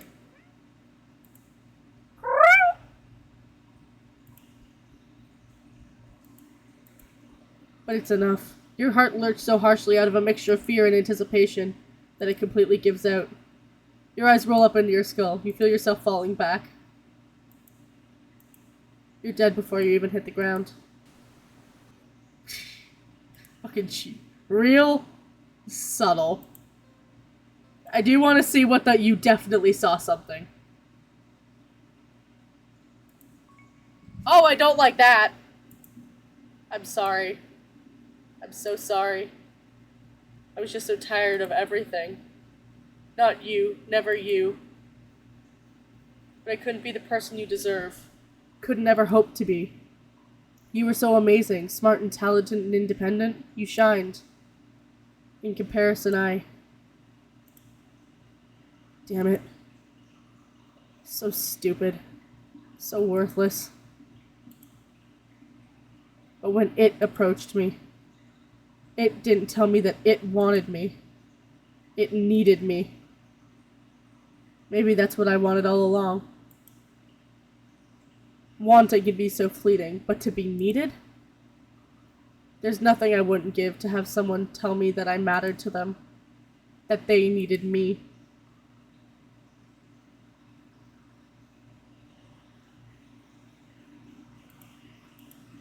You're walking. Right, of course. For the first time in a while you felt like going out. You're actually glad you did. I thought I hit... Okay. That's a good sign, right? Maybe your luck is finally starting to turn around. Maybe you can meet.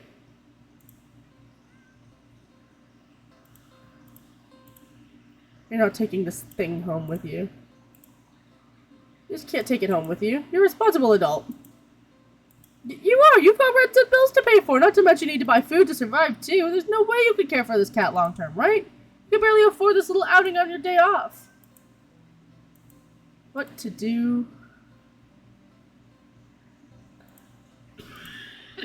You are not ready.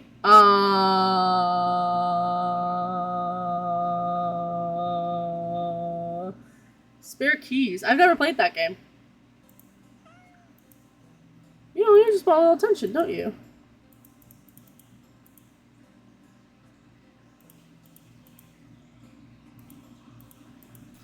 Whoop. In your right pocket. The bar chocolate, not too helpful right now. Your phone, nothing much a cat can play with, but there's something you can do. Take cute pictures of the cat.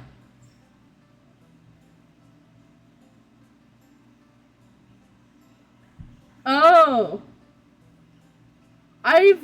For Kiwi, I've never played that. Photo montage! Well, that was fun, right? Well, you enjoyed yourself, with nothing else to do and no intention to take your cat home. It's probably best you don't want the cat to get too attached. We still have some memories to take with you. See you around, I guess. Good luck. Okay. As you leave the alley, your phone just got a message. You open it up and... What? What? Aren't I a cutie? It's a picture of a familiar looking cat. Huh? The cat does look cute, and happier in the picture. But it's not a picture you recognize. What the heck? Did I? You didn't take this picture. You peek over your shoulder at the cat. And the cat is simply looking at you. Don't give me that sad face! It mews sadly, as if pleading for you to come back. Hang out and do something? I'm so lost. But now what to do?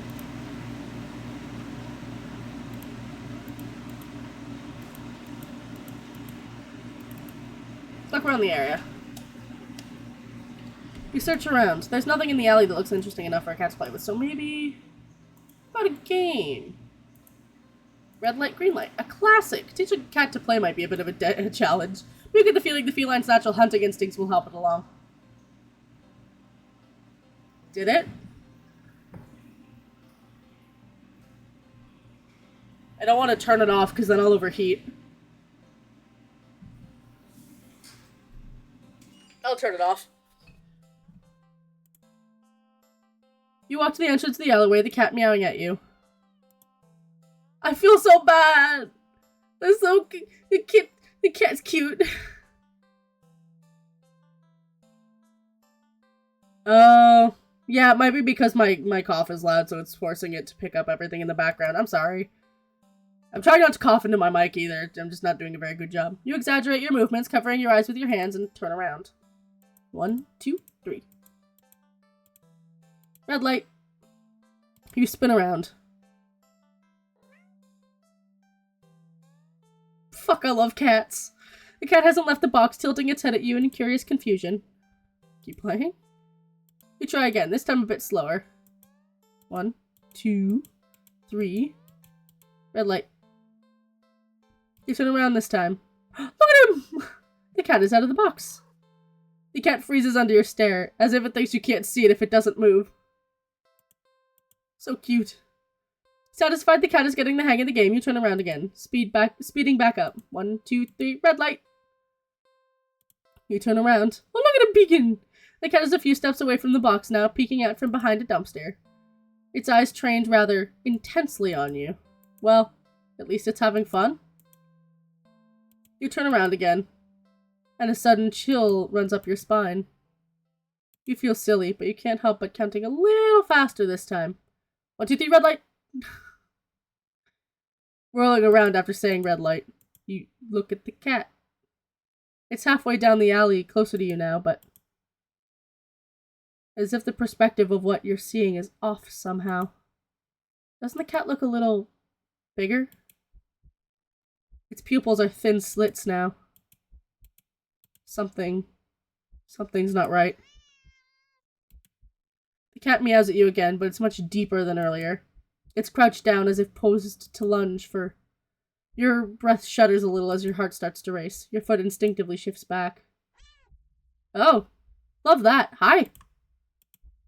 You freeze immediately. The cat looks impatient. It wants to keep playing, but you gulp and turn around. Swiftly counting and turning out as you gasp out. 1, 2, 3, red light! The ground shakes as you roll back around, to find yourself staring at a long surface of black hair. You slowly look up, and up, and up, to see a giant shadowy figure leering down from its position hunched over you. Fangs dripping with saliva, claws crushing into the concrete walls of the alley. Its glowing eyes are unblinking as they look back at you. The cat waiting for your next turn. It's so close. If you turn around now, you don't want to play anymore. Back up. Do not turn around! You take a step back. No, that's cheating.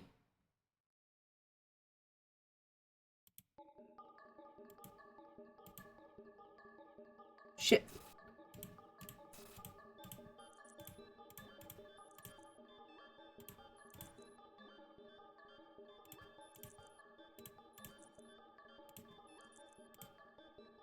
What are you doing? Stop! You'll break it! Cat stares as you keep eye contact and back up. You step back and back. As you take one more step back out of the alley. Error. Error. Error. Error. Error. The world outside the alley seems to be broken. What exactly did you do? Error found. It appears that I may have found a secret ending.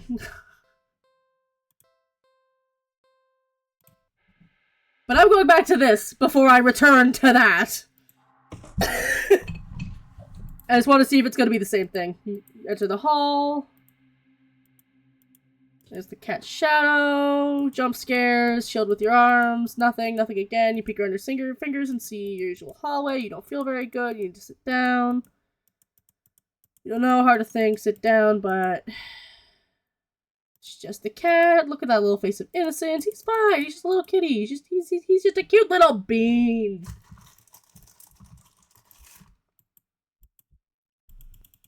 Alright, so yeah, it's just a heart attack ending again.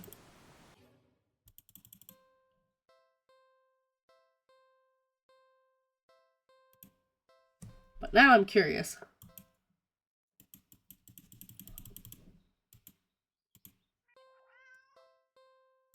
Don't take it home.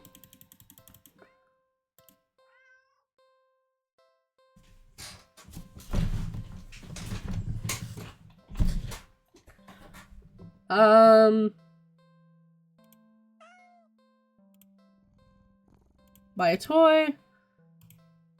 The cat deserves something special. Nearby pet store. So we choose from plush and bright colored and scented with catnip, but you realize most of the toys aren't meant for a cat to play with alone. You can't stand in the hallway playing forever. You can't exactly afford to get another cat as a playmate. Another. That's it! You know exactly what to get now. After a quick and successful search of the store, you make your purchase and rush back to the alley, eager to show off what you find. I'm back! The alley feels even gloomier after spending time in direct sunlight. It makes you feel that much prouder of your gift. You skip over to the cat and dig in the store's plastic bag. I've got something for you. The cat leads up, curious at the bag's contents. You pull out your gift to the cat. Ta-da! It's a small cat plushie. The plushie is a light orange cream color with burnt sepia stripes, making it resemble a tabby cat. The synthetic fur is soft, but not unrealistically so, and the large eyes are pale green, more subdued than you would have expected for a toy. There's no denying it's just a plushie, but the thoughtful details still make it almost uncanny to the real thing, which makes it perfect. A companion for the cat, and one you can actually afford. Win-win. That's not all. You give the plushie a little squeeze, and the cat looks unimpressed. Well, you think it's cute. Guess your purchase wasn't so successful after all. Out of options and lower on cash, you awkwardly place the plushie in the box next to the cat. You get up and turn to leave. You're a few steps away when you hear an electronic meow behind you. Oh, fucking cat kicked it out of the box! You turn to see the plushie on the ground next to the box. The cat is watching you closely, staring.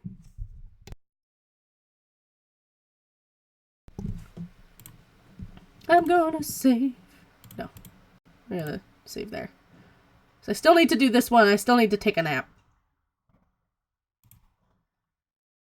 Pick up the plushie. You pick up the stuffed toy. You really do just want attention, don't you? Look at me, so cute! You hold up the cat doll, examining it a little. It looks a little different. Oh, fuck. Did it just look at you?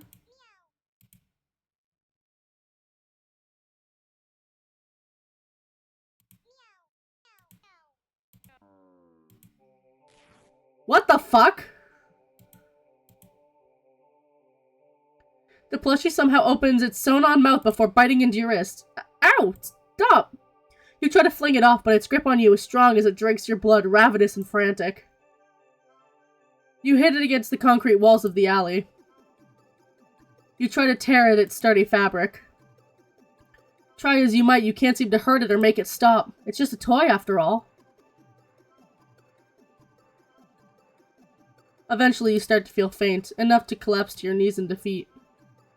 The stuffed doll is drinking more calmly now, as if its previous aggression had been a mere reaction to your desperation. It seems satisfied that you're no longer putting up a fight. You think you blacked out for a second, but even though you're still sitting, the next time you're conscious, your eyes are closed. You feel so weak. You used all your strength up to try and pry open your eyes and... Now it's a regular cat? You see a kitten? The fur of a familiar orange cream and burnt sepia stripes. It's lapping at your wrist. The kitten lifts its head and looks at you with piercing, pale green eyes. That was cute. It mews at you with a high, squeaky pitch, mouth covered in blood. It'd be downright adorable if you weren't about to die from the blood loss. The cat strolls into your line of vision and picks the kitten up. It gives you an indecipherable look, before turning away. The cat carries the kitten back to the box and carefully and dutifully cleans it. I guess that's how this creature reproduces? You sway and find you can't right yourself before falling to the ground. It would seem that in the end, you'd gotten a cat a playmate after all.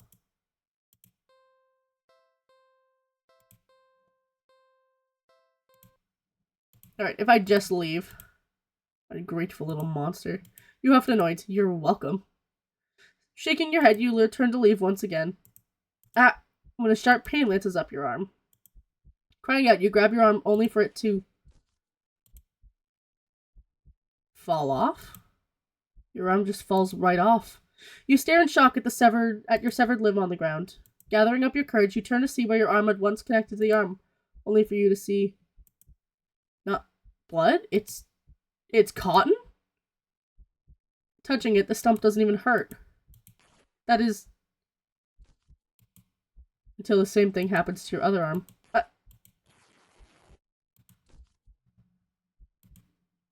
You fall when both your legs succumb to the same nonsensical fate, crying out the agony that comes and goes like it never happened, as if you're not currently laying on the dirty ground of an alley, limbless. What in the world is going on?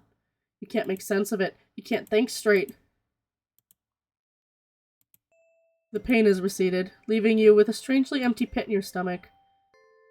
Considering you still have a stomach and it wasn't replaced with. As you lay back, helpless and still in shock, staring at the sky. The cat's face appears in your line of vision. Whoop! It lunges at your torso and starts biting and clawing at your chest like you're a chew toy. It doesn't hurt anymore. You feel like it should. You're not sure you're glad that it doesn't. Eventually you feel the cat pull something out of you. A small doll that looks very, very familiar. Hard to tell, but that doll is... that's you. Isn't it?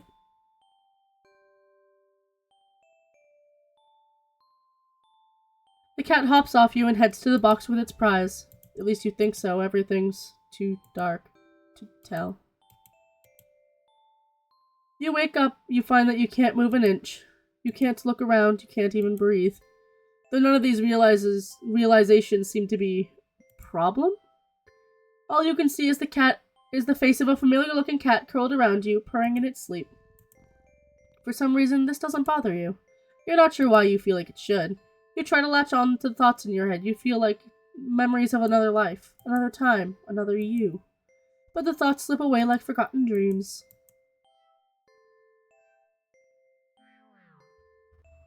Oh well. That's fine, isn't it? You're just a doll, after all. And a doll's role is to have silly thoughts, or to remember unimportant things, but to be a companion. And judging from this cat's contented purring, you seem to be performing at your role perfectly. You're filled with an overwhelmingly strong sense of pride at this fact. And so you too feel content.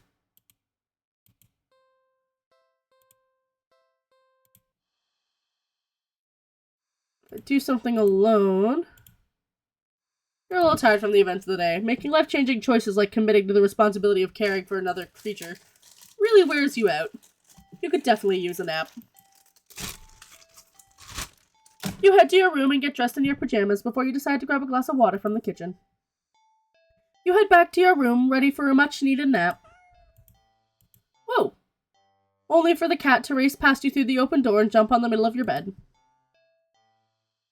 It takes its time kneading at the sheets before settling down and closing its eyes. Well, that was fast. You frown thoughtfully. Now that your mind's on it, you find yourself really craving a nap in your own bed. There's no way you're settling for sleeping on the couch, certainly not in the armchair, which means you should save the game.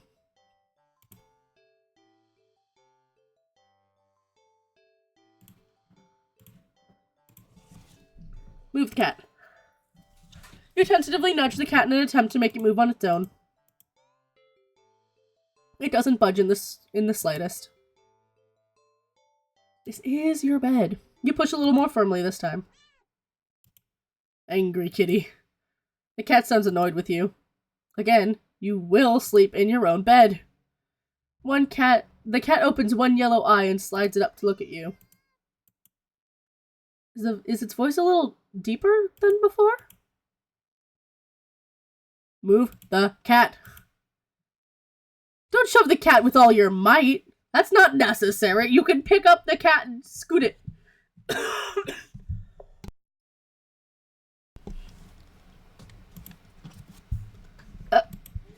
You're thrown back by some invisible force and crash into the dresser before falling to the ground.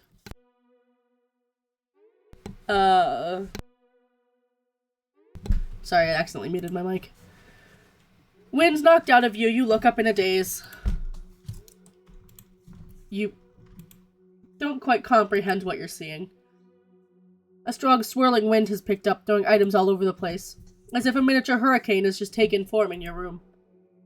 And right there in the center of it all is the cat, hovering in the air above the bed, its eyes open, glowing like molten lava.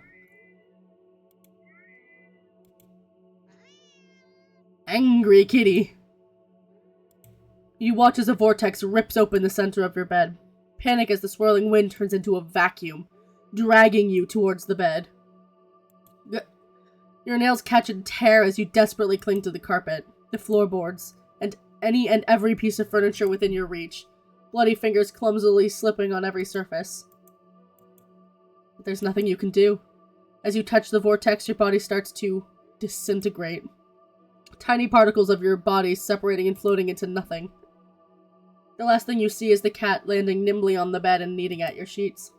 Before it curls up, it falls back to sleep. Do not disturb.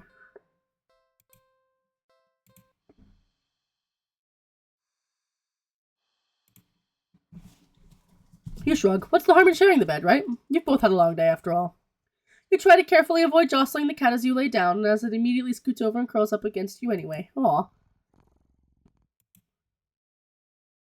That's so fair. You smile.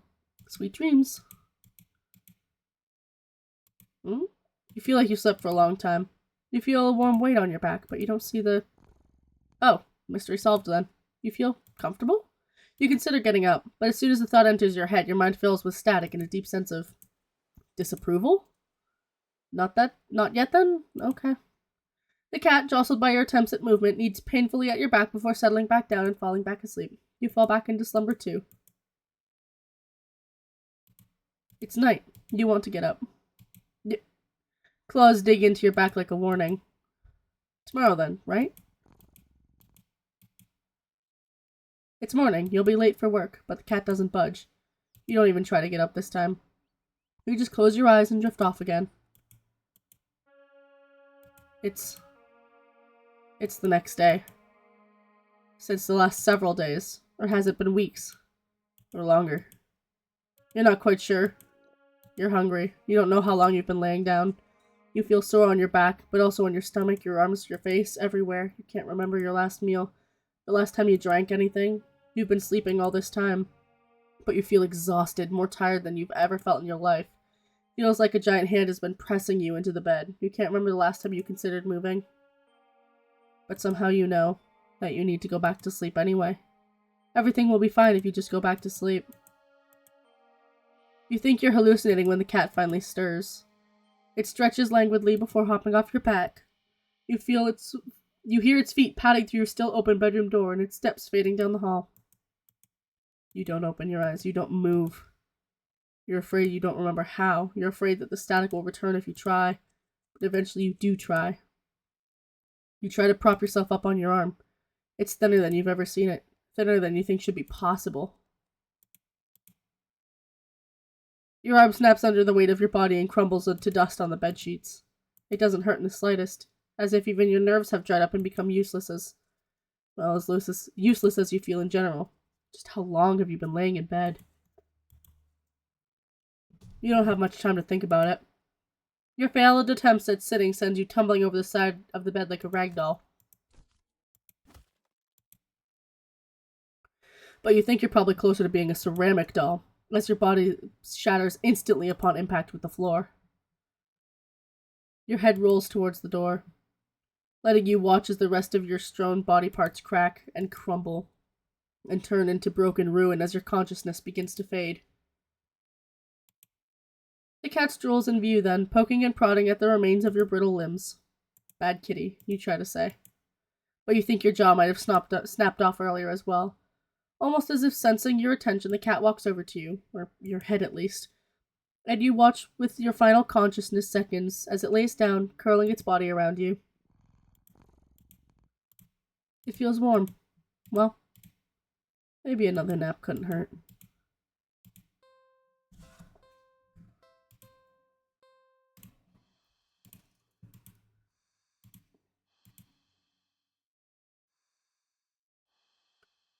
What if I leave the cat to have a nap? No.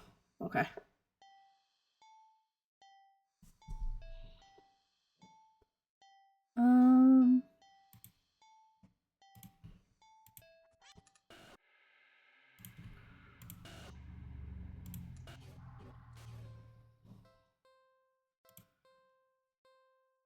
Look at that.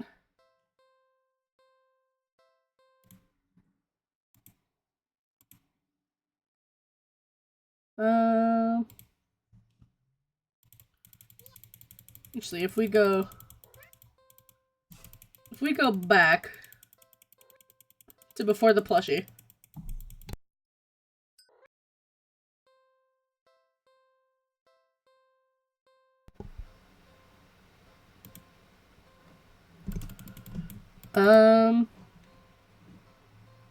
Alright, so those were the options there. You are not ready. You feed the cat. Cat must be hungry, right? You can't imagine it had much to eat if it's so attached to the box that it's in. Though it doesn't exactly seem malnourished either. Surely it must have left the box to search for food then. For some reason, something in the back of your mind tells you that's not the case. And not to think of it any further. Well, either way, you can't exactly enjoy your day out knowing that you've left behind a hungry cat, especially when you could have done something to help. So, what do you do about the hungry cub? Not yet. So, string is far too short. In your right pocket, a bar of chocolate. You find a chocolate bar? Is it? Nope, it's not even expired. Quite the find indeed. You can't offer a cat chocolate.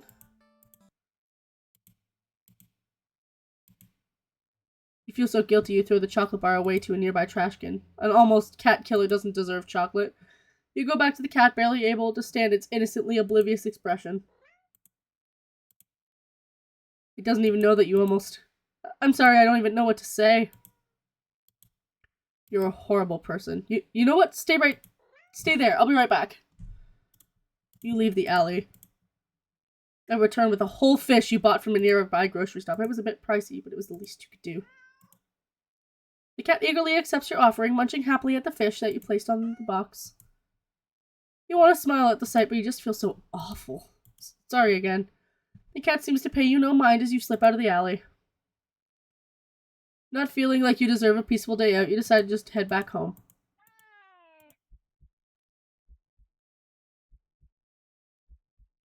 On the way home, you notice more cats than usual, watching you from their hiding spots.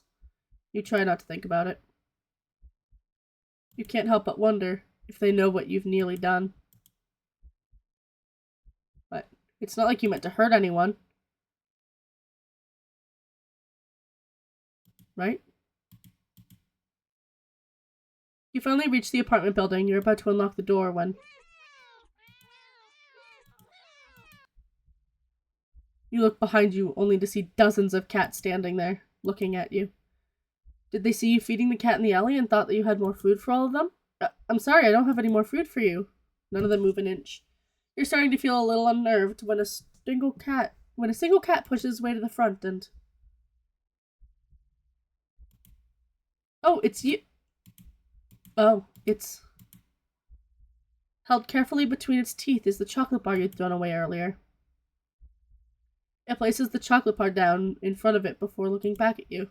All the cats look up at you. You can feel their judgment. You feel your sins weigh down heavily on your back, but without the money to buy enough food for all of them, you don't know what to do. Beg for forgiveness! You collapse onto your knees and bow down low as you start to earnestly beg for their forgiveness. I'm so sorry, I swear. I'll do anything to make it up to all of you, but you're out of options. Suddenly, you feel something stir in your stomach and swim its way up your throat, closing off your airway as it tries to force its way out of your esophagus. It finally succeeds with the aid from your helpless gagging.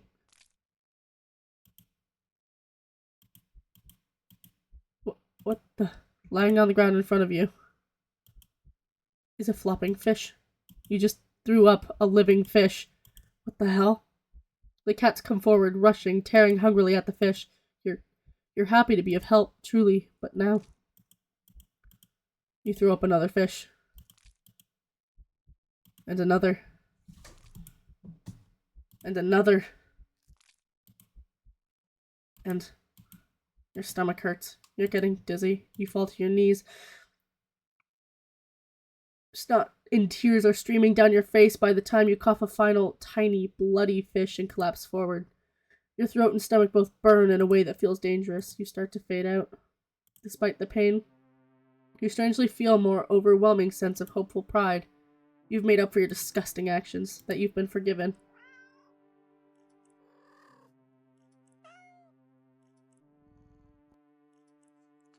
The sounds of happy cats munching away at their fish fills your ears. Then you feel something being nudged towards your hand. It feels like it's the bar of chocolate you found in your pocket. You smile weakly. You've successfully atoned, but you don't really have the strength to eat your reward. Sadly, the last taste in your mouth as you leave this mortal coil doesn't get to be that chocolate, but raw fish. Alright, so we've got that one, that one.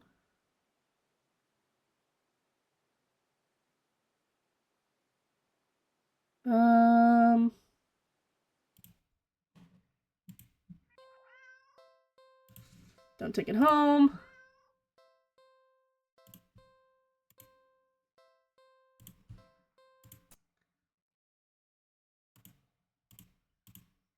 I'm sorry.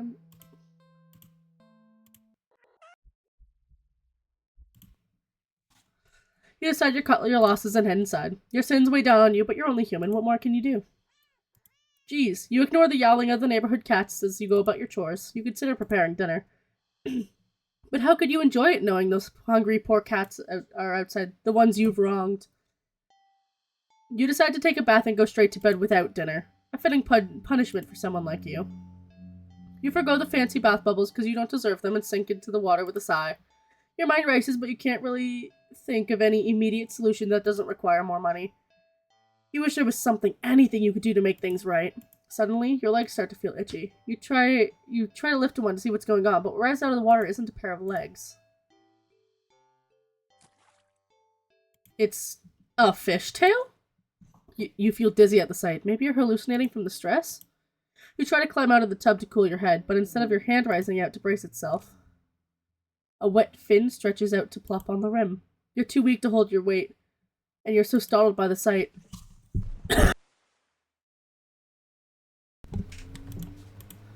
that you slip and smack your head on the side of the bathtub, passing out almost immediately. You're awake.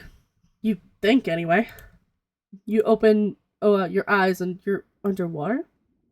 You must have slid beneath the surface of the bathwater. You gasp instinctively. Except not really.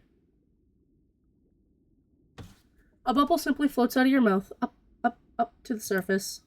You're broke as heck, so you know your bathtub isn't that big. Did you shrink? But how? And even if there was a reasonable answer, it wouldn't explain how you haven't drowned yet. You swim to the edge of the tub and see the truth in your shadow silhouette. You've been turned into a fish? This isn't possible. You don't get any time to ponder over this, unfortunately, but just then, a shadow looms over you from above. You look up and see the cat? It peers down at you from beyond the water's surface. And then you realize this is the answer. This is how you're meant to atone. With a heavy heart, you swim up to the surface. The cat scoops you up, tossing you out of the tub and onto the bathroom tiles. As you flop around, gasping for air, or water, you realize the cat isn't alone. Dozens of hungry eyes peer down at you. You can hear the yowling of what sounds like hundreds of cats outside your bathroom window. You said one last look to the cat before closing your eyes and accepting your fate. The cats descend upon you, tearing at your flesh. You find yourself mourning the fact that you're not even big enough to feed all of them. Even in the end, you couldn't properly atone. Your efforts, your life, all of it, amounted to nothing.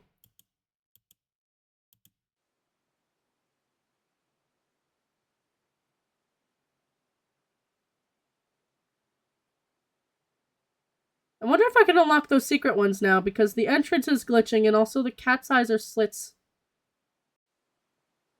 It has changed.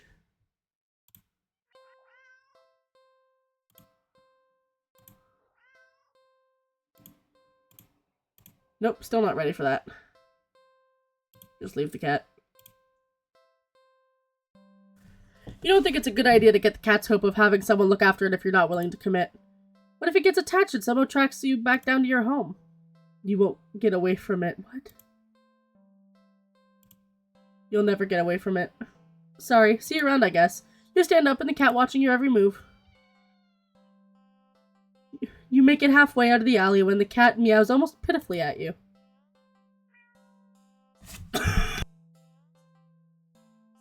Don't look at me like that, it's unfair!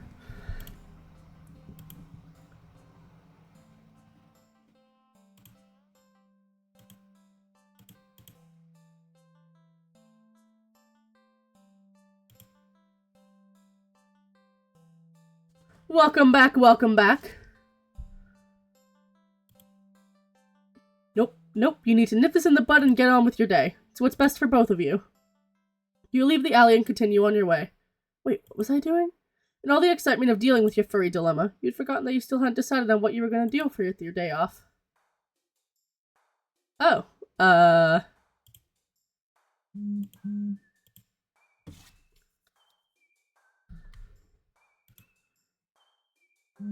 Go watch a movie.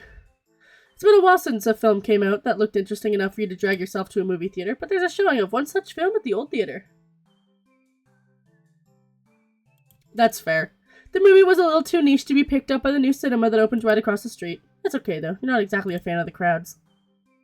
And nothing ruins the experience of watching a new movie for you more than a noisy audience. We'll save once again. Go to the old theater. You eagerly buy your ticket from the kind old man in the booth and head inside. It's barren of any trace of other people, and the decor looks like it hasn't changed since the 80s, maybe even the 70s. But that's what you were counting on. You consider buying some popcorn, but can't help be concerned that everything in the concession stand might be expired. You move on and walk through the halls, finally locating the theater designated on your ticket stub. As expected, the theater movie will be playing and this is completely empty. Perfect! You pick a spot right in the middle, even counting the seats and taking into consideration the gap of the staircase. As you settle in, the dim lights fade away, leaving the room in pitch black for a few seconds. Before the screen flickers on. No commercials or trailers pop up, the movie just begins. Pleased, you shrug and let yourself get immersed in the opening scene. But just as you're getting into the premise, the doors open behind you, momentarily casting light into the room and ruining the atmosphere. You hold in a frustrated sigh. It's a public establishment after all. This place can't exactly afford to stay open if you're the only customer. You try to refocus on the movie, but you sense the new presence slowly shifting around the theater, before heading in your general direction. What? You gape in utter disbelief as a stranger shuffles down the aisle, only to sit right in front of you. There's no one else here and plenty of spaces to sit. The stranger is also unusually tall. Even with the stadium-like arrangement of the seats being on a somewhat steep incline, they're completely blocking your view. Oh boy.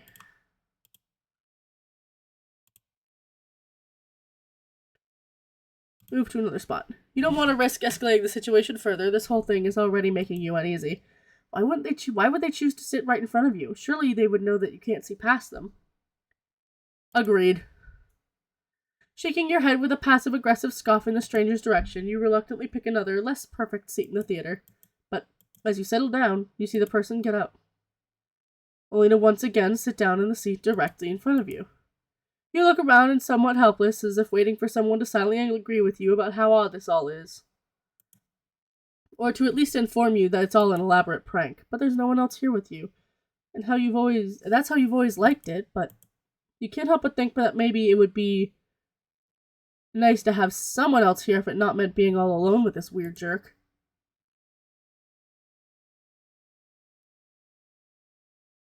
What if I just keep moving?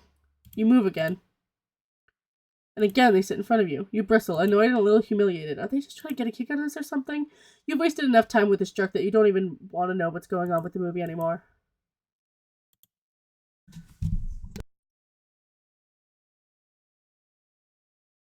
Sorry, I had to cough.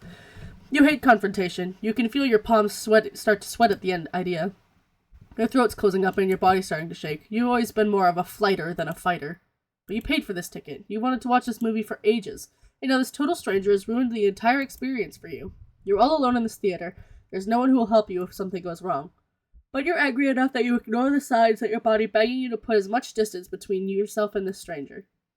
You stand up, even standing and higher on this incline. The stranger is still at least a head taller than you. The movie continues to play in the background, but you feel as if a hush immediately falls heavily over the theater at your movement. As if you can sense the stranger anticipating what you plan to do next. You square your shoulders and force a little bass into your voice. Hey! The effort makes your words come out more harshly than you intended, like a sudden and vicious bark. But you figure they deserved it anyway. You're being a real jerk, you know that? Just what are you playing at, huh? Are you trying to piss me off? The silence that follows your words is deafening. So much that you glance at the screen only to find the movie has paused? Your attention is ripped right back to the stranger in front of you as they shift slightly. Like a small animal trying desperately to anticipate the moves of a predator. You don't move an inch. You don't look away. You don't dare blink. Instead, your eyes widen as the person's head turns. And turns some more. And turns more. Beyond what should be possible, neck bones cracking. To face you directly. You can't move. Wide glowing eyes resting above a wider grinning mouth gazes down at you. The stranger opens their mouth and what comes out is something impossible to comprehend.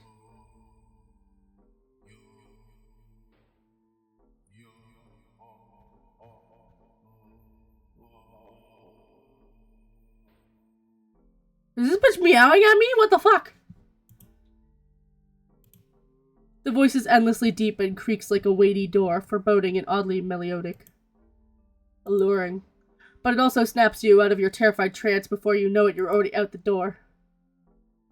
You run through the halls of the empty theater, heading for the exit. You feel something watching you from behind, but you're too afraid to look. The exit now in sight, you sprint forward and burst through the doors. You look around frantically and spot the crowded cinema across the street. People, that's what you need, safety in numbers and all. Yeah. But it's definitely the cat's influence. Without thinking, you rush into the street when a sinking sensation crawls up your spine, compelling you to look behind you.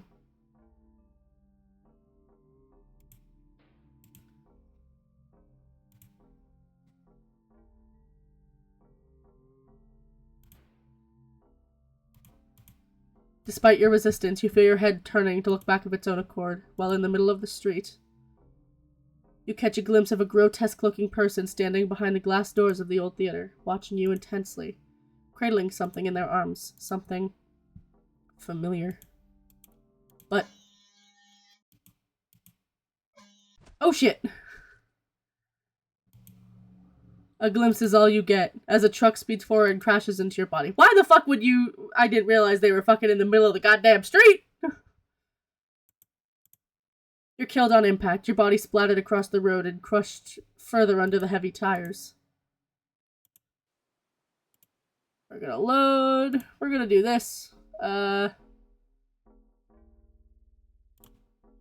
Refusing to even risk a peep over your shoulder, you rush across the street. God damn it. Truck-kun did get me. You rush across the street to the new cinema theater.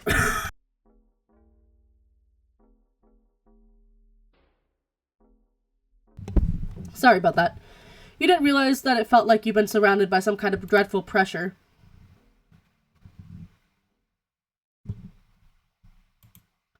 Until it very suddenly vanishes, leaving you feeling more than a little shaken. But at least breathing comes easier. You think it's in your best interest to repress everything that just happened. I tried to open my water bottle and failed, and then tried to drink out of it and just smacked my face on the fucking lid.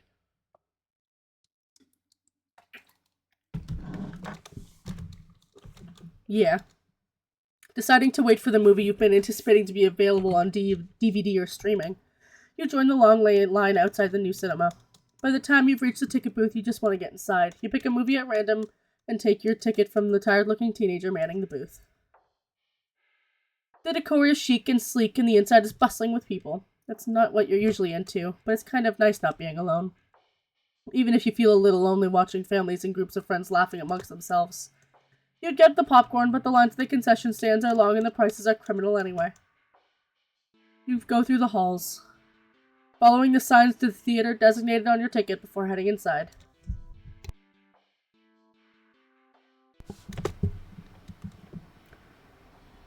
Oh my goodness! Hello! Hello, Froggo! How are you?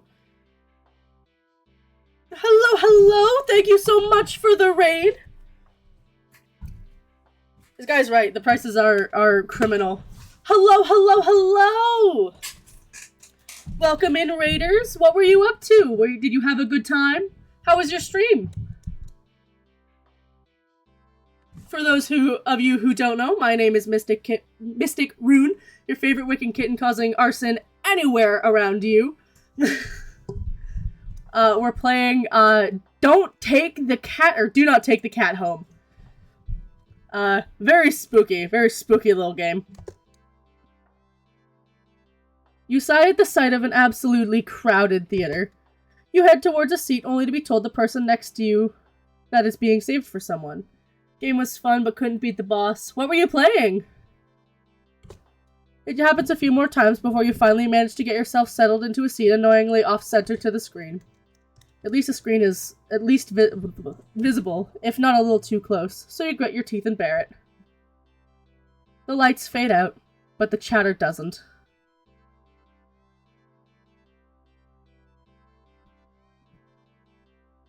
So what did you do after feeding the cat but before the theater? I've just kind of been working through a bunch of the endings. I haven't fed the cat the weird food in the fridge yet, because I'm saving that one. I've done everything else in the house, though. Which is why I'm specifically saving it, and I'm working my way through, everything other than taking the cat home. Oh, that's fair.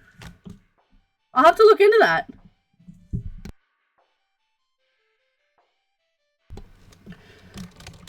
Oh, thank you for the follow! Oh, wait, hold on. I should do my duty and give you a shout-out. Let's see if I remember the command. None of my mods are here right now, so I have to figure out how to do it. It's well known that I'm... Oh, well, I guess Sakura's here, but you don't really count as a mod.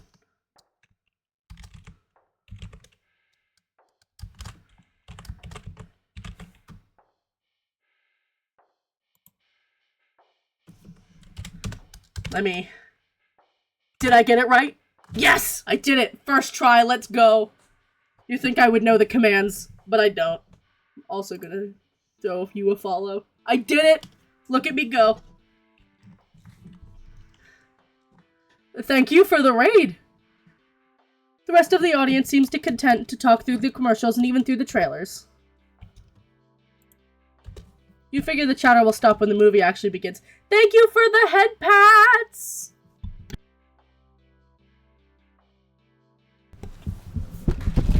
I really need to adjust where I'm sitting, so that way the head pats sit properly. But it doesn't even get slightly quieter as the opening scene starts to play out. You sigh out loud, not thinking anyone would hear you anyway. This is why you avoid movie theaters like the plague. I have been subtly hydrating, as literally as the raid was starting, I was talking about how I tried to open my water bottle, failed, and bonked my face on the lid instead.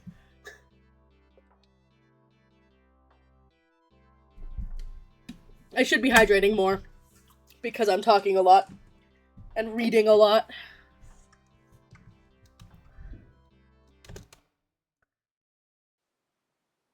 Oh, absolutely! Go get some sleep, oh my goodness! I will! Thank you so much for the raid! Have a good rest! Suddenly the screen changes, showing the face of a black cat. A familiar black cat. Confused murmurs fill the room, but then the cat on screen meows. The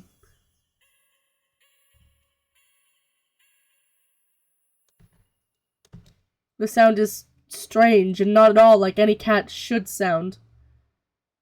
Ooh, I will tell you guys, I've got something in the works. I've got something planned. Those of you who follow my Twitter would have seen it. Hold on. I want to show you guys before I forget, because I'm definitely going to forget. I have to pull it up on my Twitter because I don't have the image saved to my computer.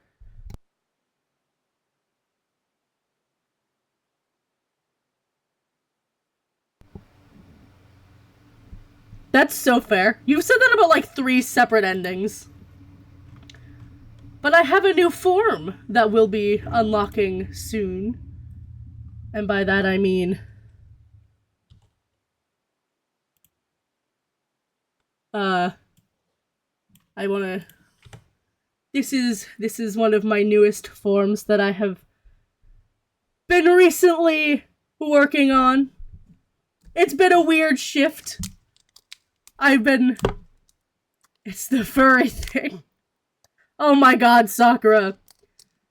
But this form of mine shall be making an appearance very soon. When I, fucking VR chat. I'm working out some kinks. There's still some weird things I have to fix. But yes. Soon this will be seen. I plan on making it a toggle for you guys to redeem as a reward, as one of the many forms I can take.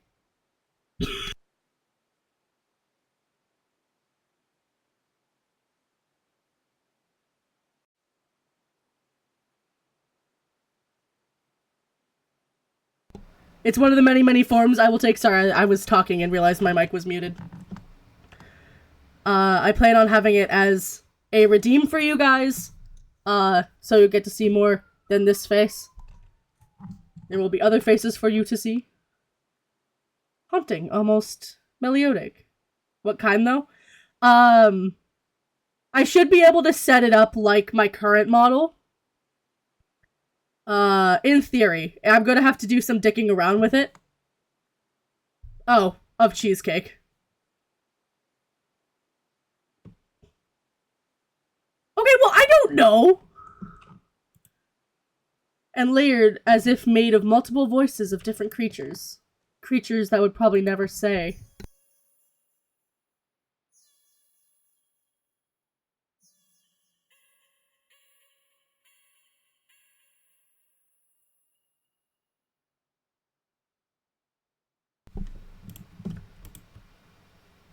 You sit in confusion, wondering why you haven't already gotten up and left to complain to the cinema staff.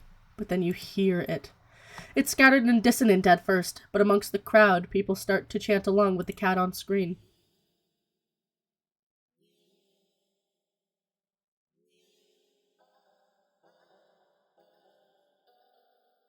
That's so fair, Sakura.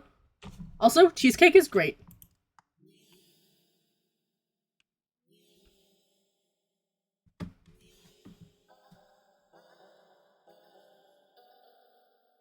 That is very fair. I need to make clips so I can upload them to like TikTok and stuff, but I just keep not doing that.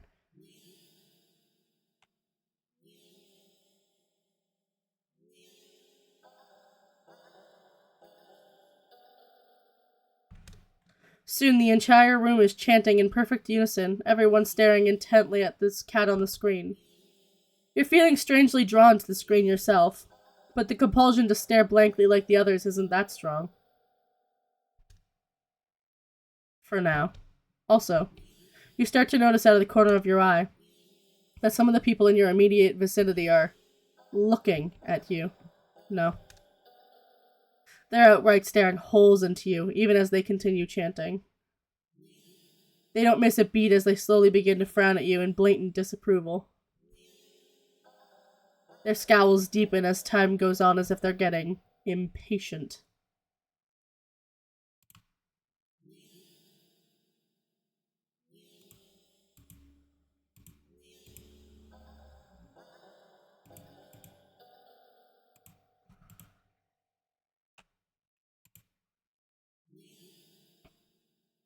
Try to leave the theater. It's too weird. I need to get out of here.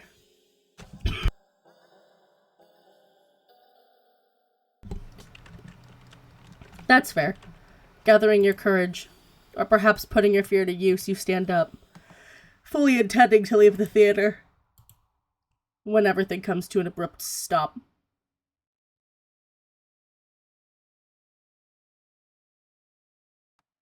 Yeah, that's fair. As the chanting stops, even the cat's chanting on screen.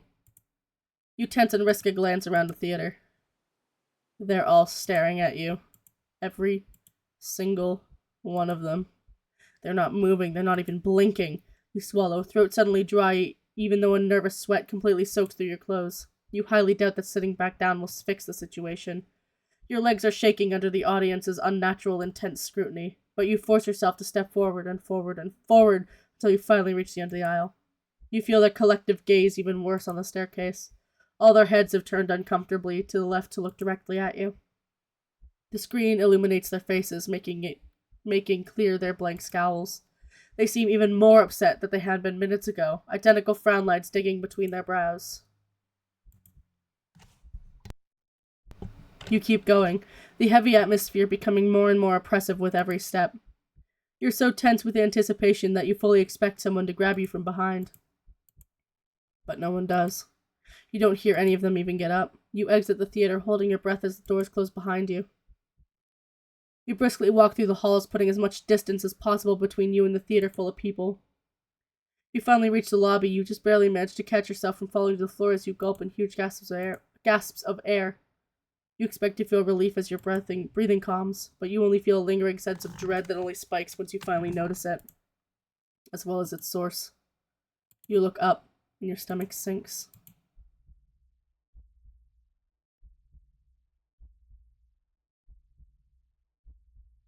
Ugh.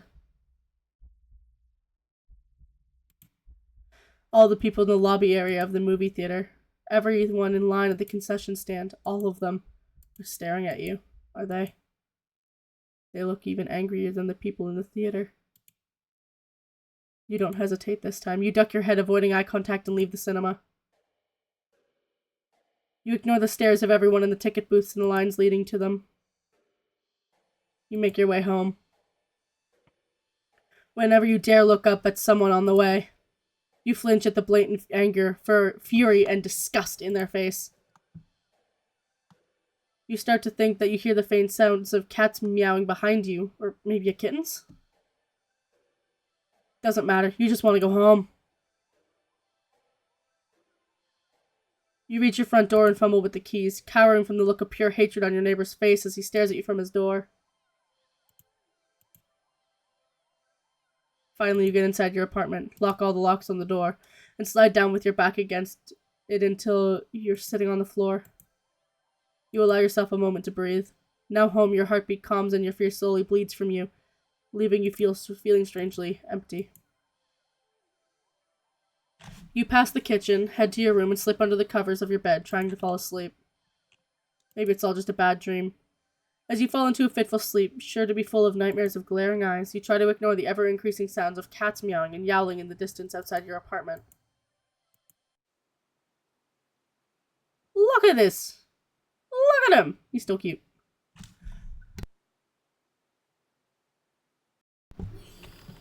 Alright, blend in. Thinking fast, you look to the screen and begin to chant in tandem with the crowd.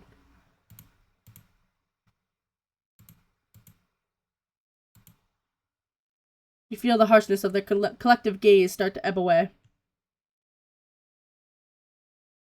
I will... soon. After this ending. The air in the theater becoming lighter once again. You release air shakily, just realizing you've been holding your breath earlier. You feel stuck. Surely you can't just stand up now and leave. Not after whatever all that was. The people around you all seem fine now. But there's no telling if they'd get aggressive at you for even moving too much. Never mind outright getting up and leaving. You decide to let this run its course. Hopefully someone will come along, right? Or at least turn the film off? You continue to chant along with everyone. You start to feel lightheaded. You feel as if you could sleep, but your eyes don't feel heavy in the slightest. You try to look around and gauge the other's emotional state. But you can't seem to look away from the screen. You try again, but you're still locked onto eye contact with the cat on screen.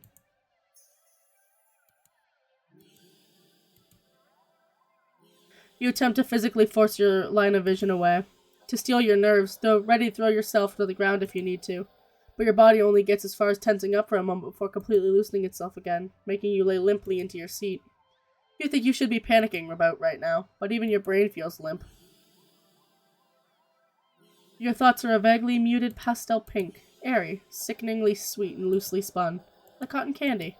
You like cotton candy. You think you shouldn't mind your thoughts and body being like cotton candy either, so why get up and ruin that? It's nice here. You're more at peace than you've ever felt before in such a crowded room. Still chanting, you've never felt so aligned and in tune with another person, let alone with an entire room of complete strangers. You're not alone. You've never had cotton candy before? It's so good. Out of the corner of your eye, the person next to you starts to sink back even further into their chair. Then they sink more. And more. Not like they're slouching or reclining, but more like they're deflating. Their skin bunches up and wrinkles like fabric as if their muscles, their bones, have started to disintegrate. Their eyes dim before sinking into their sockets. Their mouth still attempting to chant, falls over a cut off, gaping as the word ends with an awful hiss, a final weak release of air. You muse thoughtfully about whether or not you should be distressed at the sight. But even then, the blanket of peace doesn't leave you.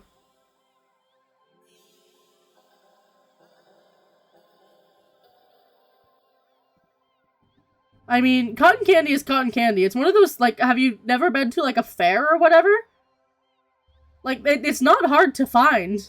You can find it at grocery stores. At least in the summertime. Suddenly, from a pile of skin and clothes next to you, you see a lump moving around. You watch in dazed fascination as the lump makes its way to the part of the skin where the head used to be, and out from the mouth crawls a tiny black kitten.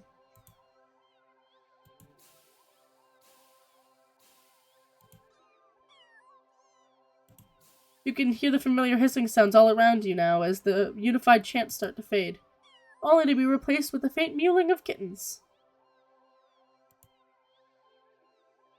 Finally, your voice is the only one still chanting, still human, and alone. Again. You don't want that. You can't go back to that. Not again. Not again. Please. Just then you go completely limp. Your body feels light, but it might as well weigh several tons, because you realize quite suddenly that you can't move. Not an inch. You can't shift your eyes to look around, you can't even breathe. But somehow, the chant continues to creak weakly from your mouth. A few kittens come forward and perch themselves on the chairs around you, watching your sinking body, mewling as they wait for their youngest sibling to emerge. From you. Dozens of glowing eyes peer down at you, as your eyes start to cave into the sockets of your softening skull. You manage to make out the silhouette of a familiar cat, perching on the seat right in front of you. Your vision finally fades, and at the same hiss of air expels itself from your mouth. The last thing you sense is something small and alive shifting eagerly under your skin.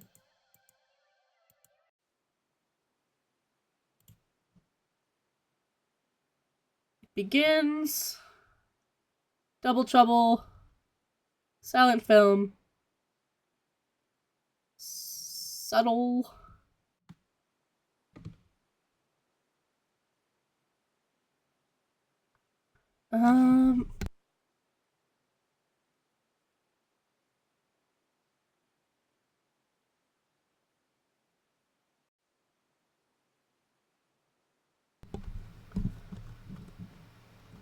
I haven't gotten ending 10 yet. Which based off of where it is the mysterious. That is so fair. Is the mysterious, food.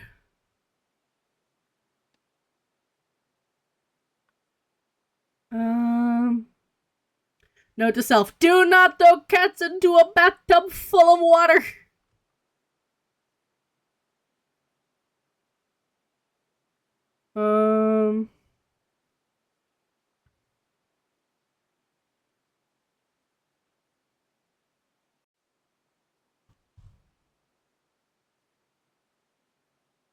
You knew that, didn't you?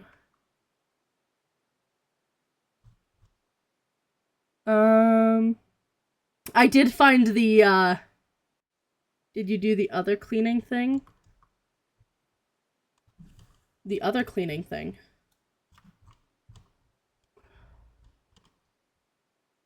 The hair one? Yeah.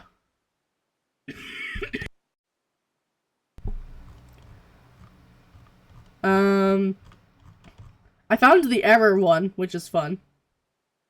Living doll, cotton-headed.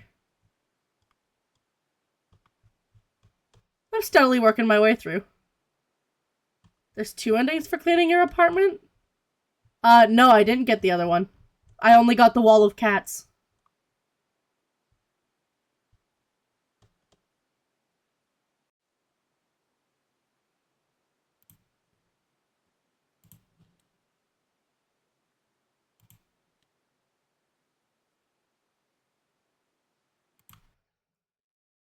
This one would be just to leave.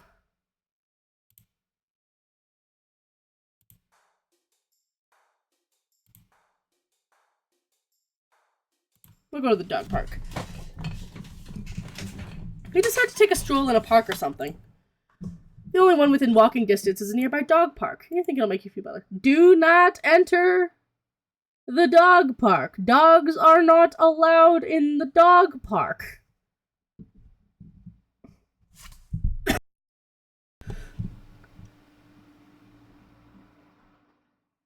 Oh, fair enough. I forgot to save at that juncture, so I'll have to go back and do it again.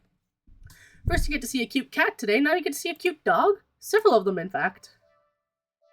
The park is bustling with owners and their canine companions. Playing frisbee, fetch, running, jumping, even napping. Such cuties. Whatever. Like you'd want anything to do with these mangy mutts. What's wrong? Yeah, that's true. You didn't think that? You decide to move on. The dogs are also adorable. You want to pet every single one you come across, but you know that not all the owners are cool with strangers just walking up and manhandling their pets. Not all dogs appreciate it either. So you stroll around the path, trying to exude a warm, welcoming aura that will beckon one of these cute doggies to you. You don't have to wait very long. You stop at the smallest, cutest puppy you've ever seen, scampers up to you, blocking your path. What?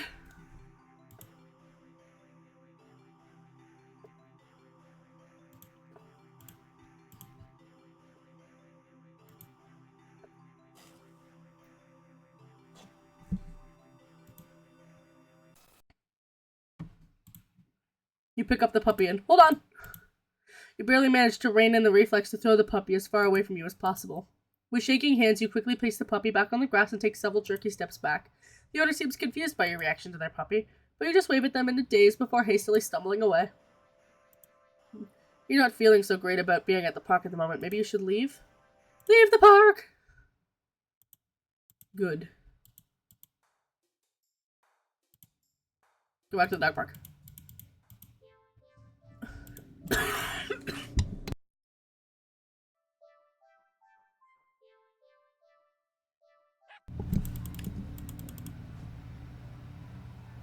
Eat the puppy. No, pick up the puppy. What if I... Oh! Oh no! I feel bad. Wincing... Oh...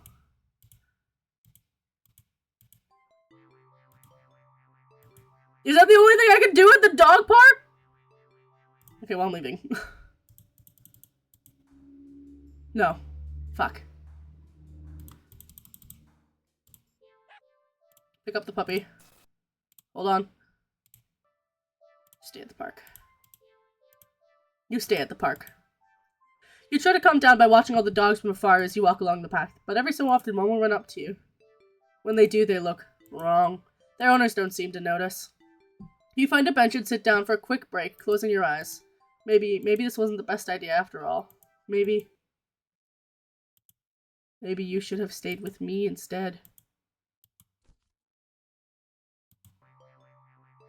You're broken out of your thoughts when something lands gently on your lap. You look down and see a frisbee on your thighs. Hey, sorry about that. Can you throw it back? You look up to see an owner waving at you in the distance, but more importantly...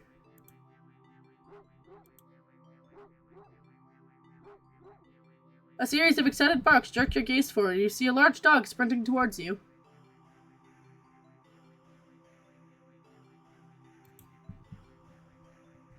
I don't like Pop-Tarts, so I wouldn't know.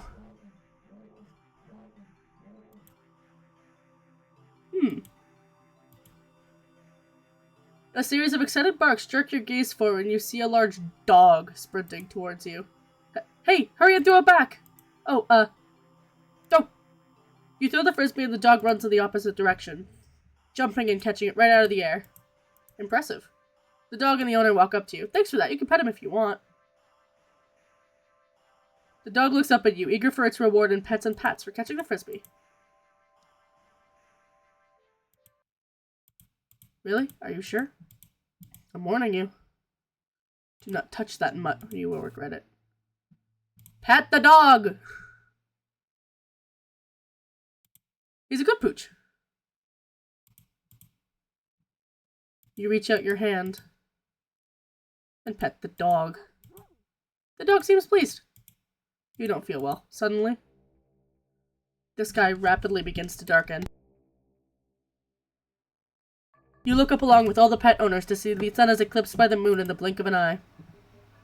You vaguely remember that you should never look directly at an eclipse, but for some reason, you don't look away. A loud, piercing yowl fills the air, shaking the ground beneath you. You instinctively move to lift your hands in order to shield your ears, but the hand that's been cautiously pressed on the dog's head comes away with some resistance. Resistance like a sticky slime almost cementing your hand to the dog's head. The slime stretches with your movement. The dog's head stretches with it too, as the canine begins to just melt. It melts and melts, until it becomes a pile of goo at your feet.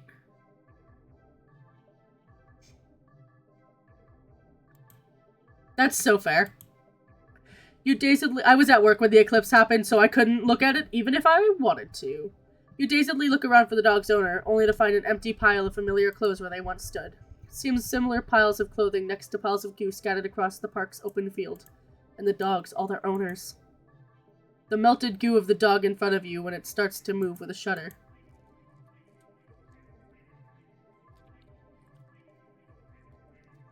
It slithers across the grass towards the field at the center of the park, all the other piles of goo following after it.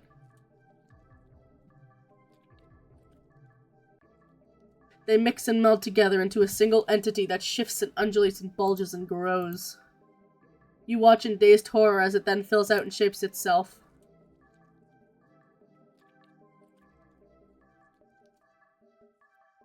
Into a behemoth of a dog, snarling and frothing at the mouth, red eyes frantic and searching, before the glowing orbs land directly on you.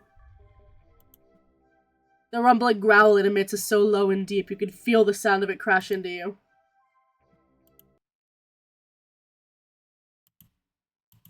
No, you had your chance.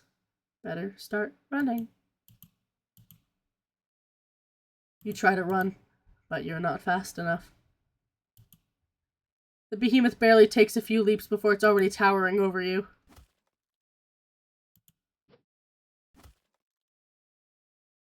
What's happening on Saturday?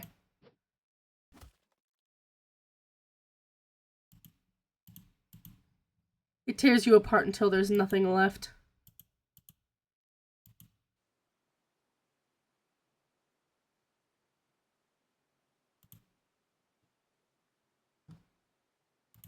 Oh, that's not what I want to do.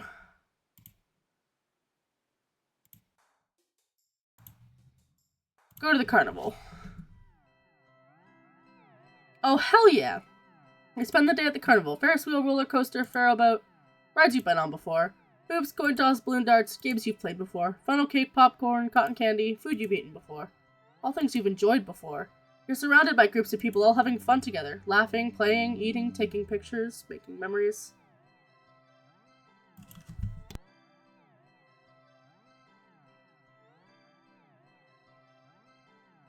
I'm going to try and speed through them because I am running out of time. And then there's you. The sun hasn't started to set yet, it's still high in the sky, but it will soon. You wonder if you should go home for the day. But you stop in your tracks. You see something new. An attraction you've never seen before. A maze of funhouse mirrors? It sounds Kind of lame, honestly. There isn't even a line to get in. But then what else is there to do? Enter the maze, obviously. You enter the maze. A few rooms in and you notice the mirrors aren't all weird. Some just show you looking back at yourself. A little bored, a lot tired, and so very, very...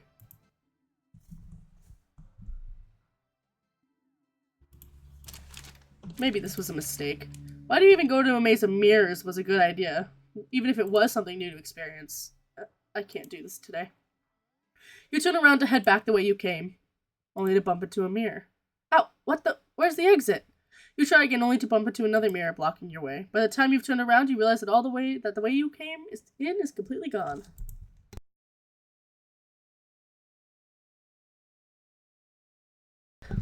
Sorry, I had to sneeze. Oh my goodness.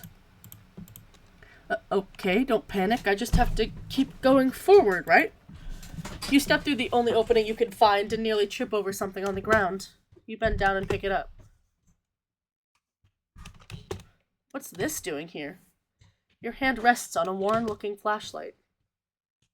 Curious, you flick it on. Huh, the light doesn't look very... Crap, the lights! Did the power go out, or did the attraction operator forget you were in here? How long have you been in here, exactly? You pull out your phone to check the time or maybe call the police. Your phone is dead. You grip the flashlight in your hand.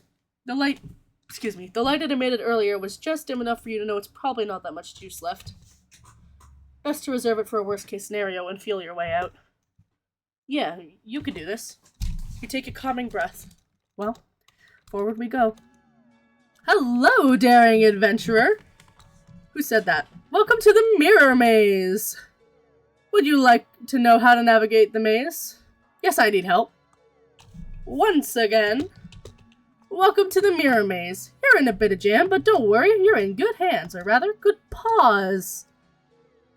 See these little cuties here? They'll be doing their best to guide you through the maze. Aren't they generous? When you enter a room, the emergency light will flash letting you see paths before you for a second.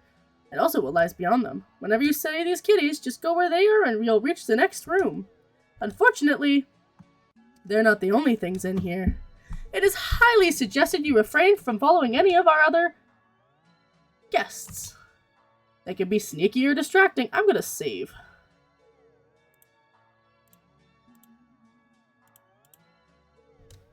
But they're always hostile, so please take caution when advancing to the next room. Of course, this wouldn't be much of a mirror maze without mirrors. Can they hurt you? No, they're just mirrors, silly. They don't do anything at all. And you can't do anything to them, either. They're just an obstacle you can't pass through.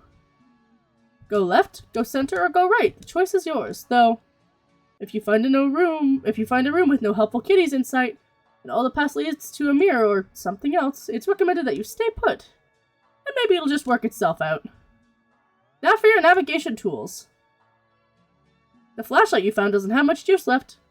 It'll only get you a quick extra peek around your surroundings about 5 times, so try not to use it up all at once. You can keep track of your progress through the rooms up to the left, and your lives up to the right. You've got 3 lives, so be careful to avoid the less friendly guests lurking around. Why only 3 lives, you ask? Because you're so soft and squishy. It wouldn't take much to damage you beyond repair. And besides, you're only human, and humans only have 1 life, yes? Yet here, you'll get 3. Don't you think you ought to show a little more gratitude? And that's the end of your tutorial. Hopefully it was helpful. Are you ready to play?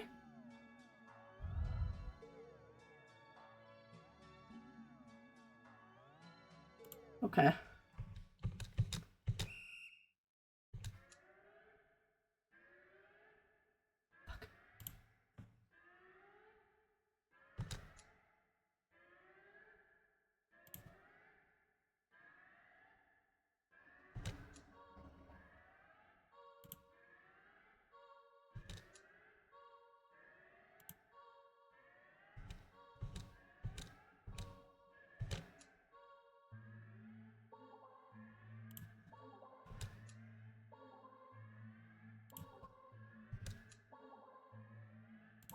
Okay.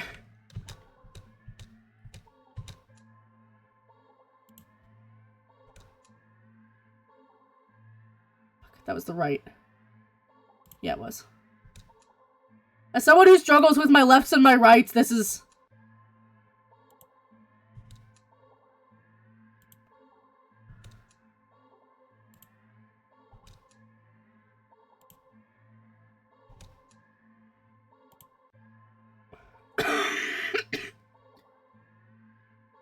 Yeah.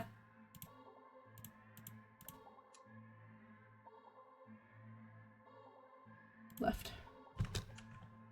Center. Right. Center. Left. Center. Center. Left. Left. Stay.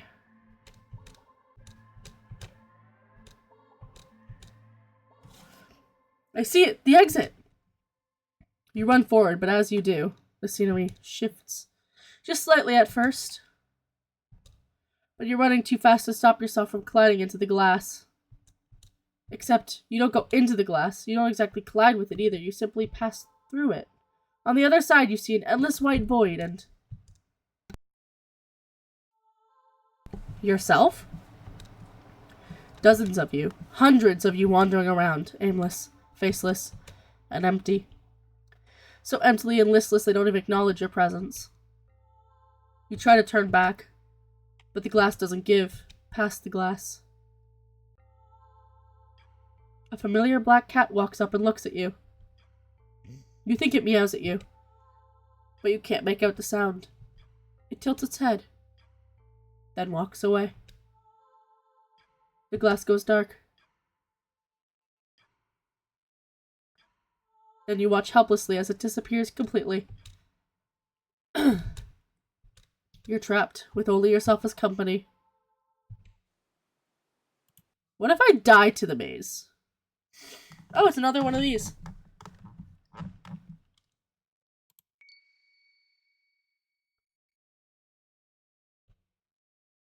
In the days leading up to my meeting with it, I've been obsessed with a memory. Someone precious to me, having found someone precious to them. My best friend. My only friend.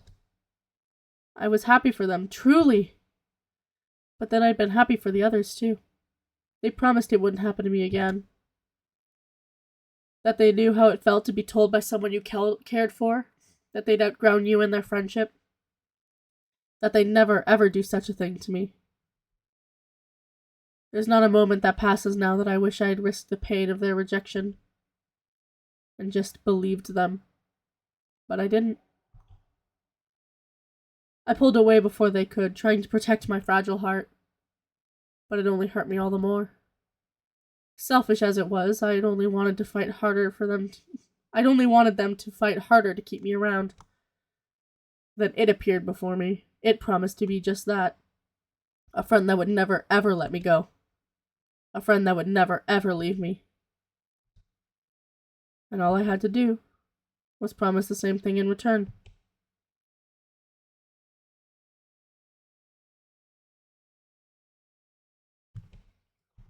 You're walking. Right, of course. It's the first time you felt like going out. You're actually glad you did. Maybe good luck, too. Yes, lucky. Lucky, lucky, lucky, lucky. Lucky, lucky, lucky, lucky, lucky.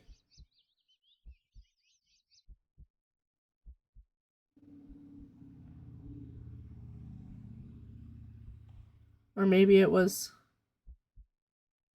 fate? You tentatively allow yourself to feel excited, or who you could meet. It's a deep in thought.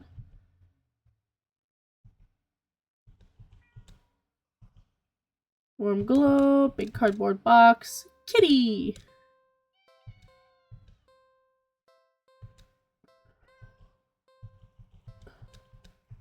You look so familiar, right?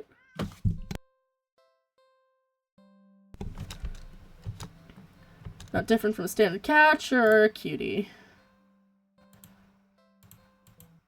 You never take that thing home. You're a responsible adult.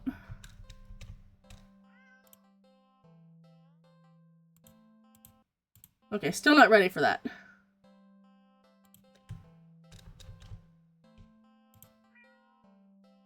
If I turn back... Aw, how am I supposed to walk away from that? What kind of monster would you be if you could? You sigh and go back to the cat. It looks almost hopeful, tail swishing faster as it leans up a little more towards you, as if eager for your next move. We'll stay. It's strange. The more you hesitate to leave the alley, the more you find yourself wondering. What's the point? Where go where? Do what?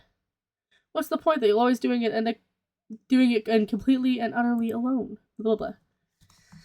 Even going home to your apartment wouldn't help, would it? One bedroom, one bathroom, only one you living in it. It's been like that for so long. So long. You're startled when you feel an impossibly soft paw pressed lightly against your wet cheek. You didn't realize you'd been crying, or that your little breakdown had literally brought you to your knees right in front of the cat's box. You feel slightly embarrassed, but the cat responds as if it can sense your self-deprecating feelings creeping in. It presses its paw on your cheek 3 times in quick succession, as if trying to slap you out of your melancholic state. But they're so light, the slaps feel more like getting gently and eagerly petted. I can't believe I'm having a meltdown in the dirty old alley, with a stray cat comforting me. I love cats! Ooh, fair. I just know I have to end stream, like, in the next couple minutes. So I'm trying to, like, kind of speed through this. And I'm gonna have to come back to it later.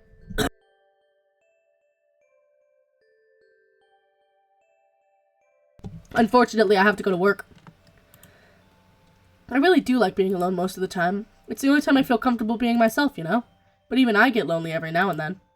It's easy to ignore when I'm keeping myself busy. That's why I pushed myself to go out today, I think. Maybe I was hoping to make a friend or something. Though I guess that wouldn't be a good idea. I doubt someone like me would make for a very good friend to anyone. Okay, maybe I won't go so far as to say that, but... You stay, and you just talk to the cat. About anything that comes to mind. Your isolation, your loneliness, your many fears, your losses. Ugh. Disgusting. Disgusting, disgusting, disgusting. Go away, you fucking bot. No one likes them.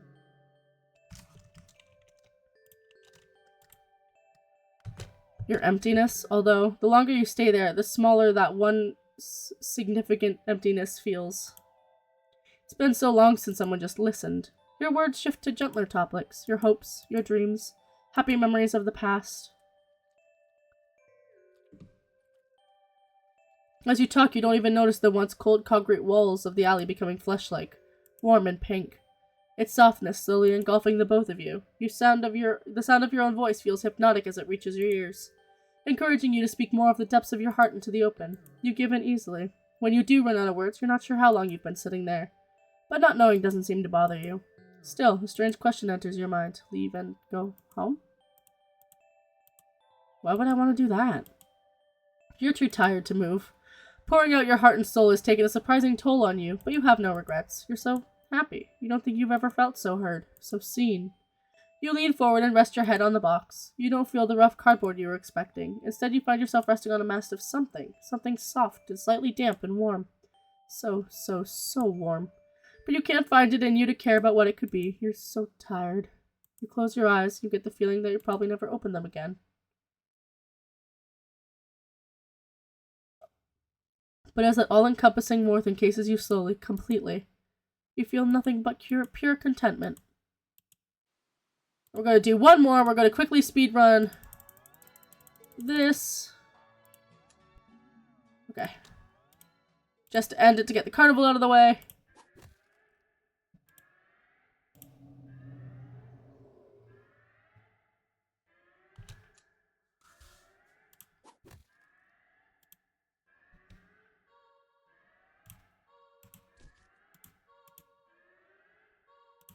We'll go back through the center.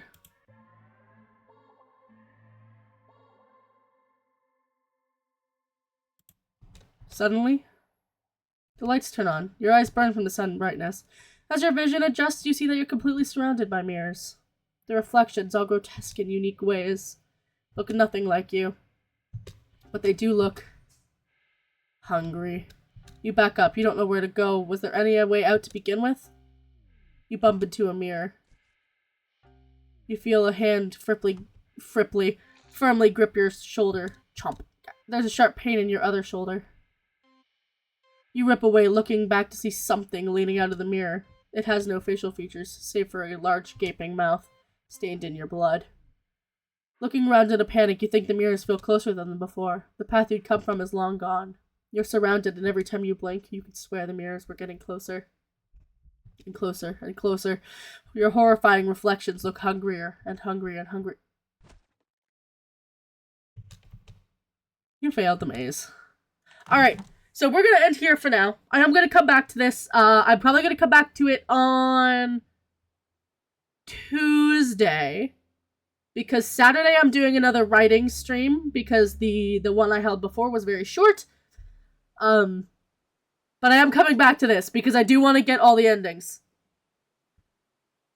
But for now, I must go to the dreaded workplace. The place of work. But, who is there to raid right now? Who is live?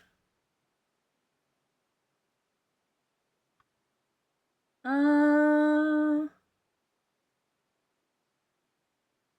know what, Zero's live.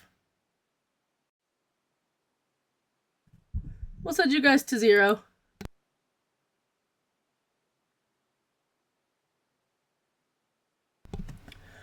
I hope you all have a wonderful day. I'm glad you all enjoyed. Well, I hope you all enjoyed. You guys seem to enjoy it. But we will see you around.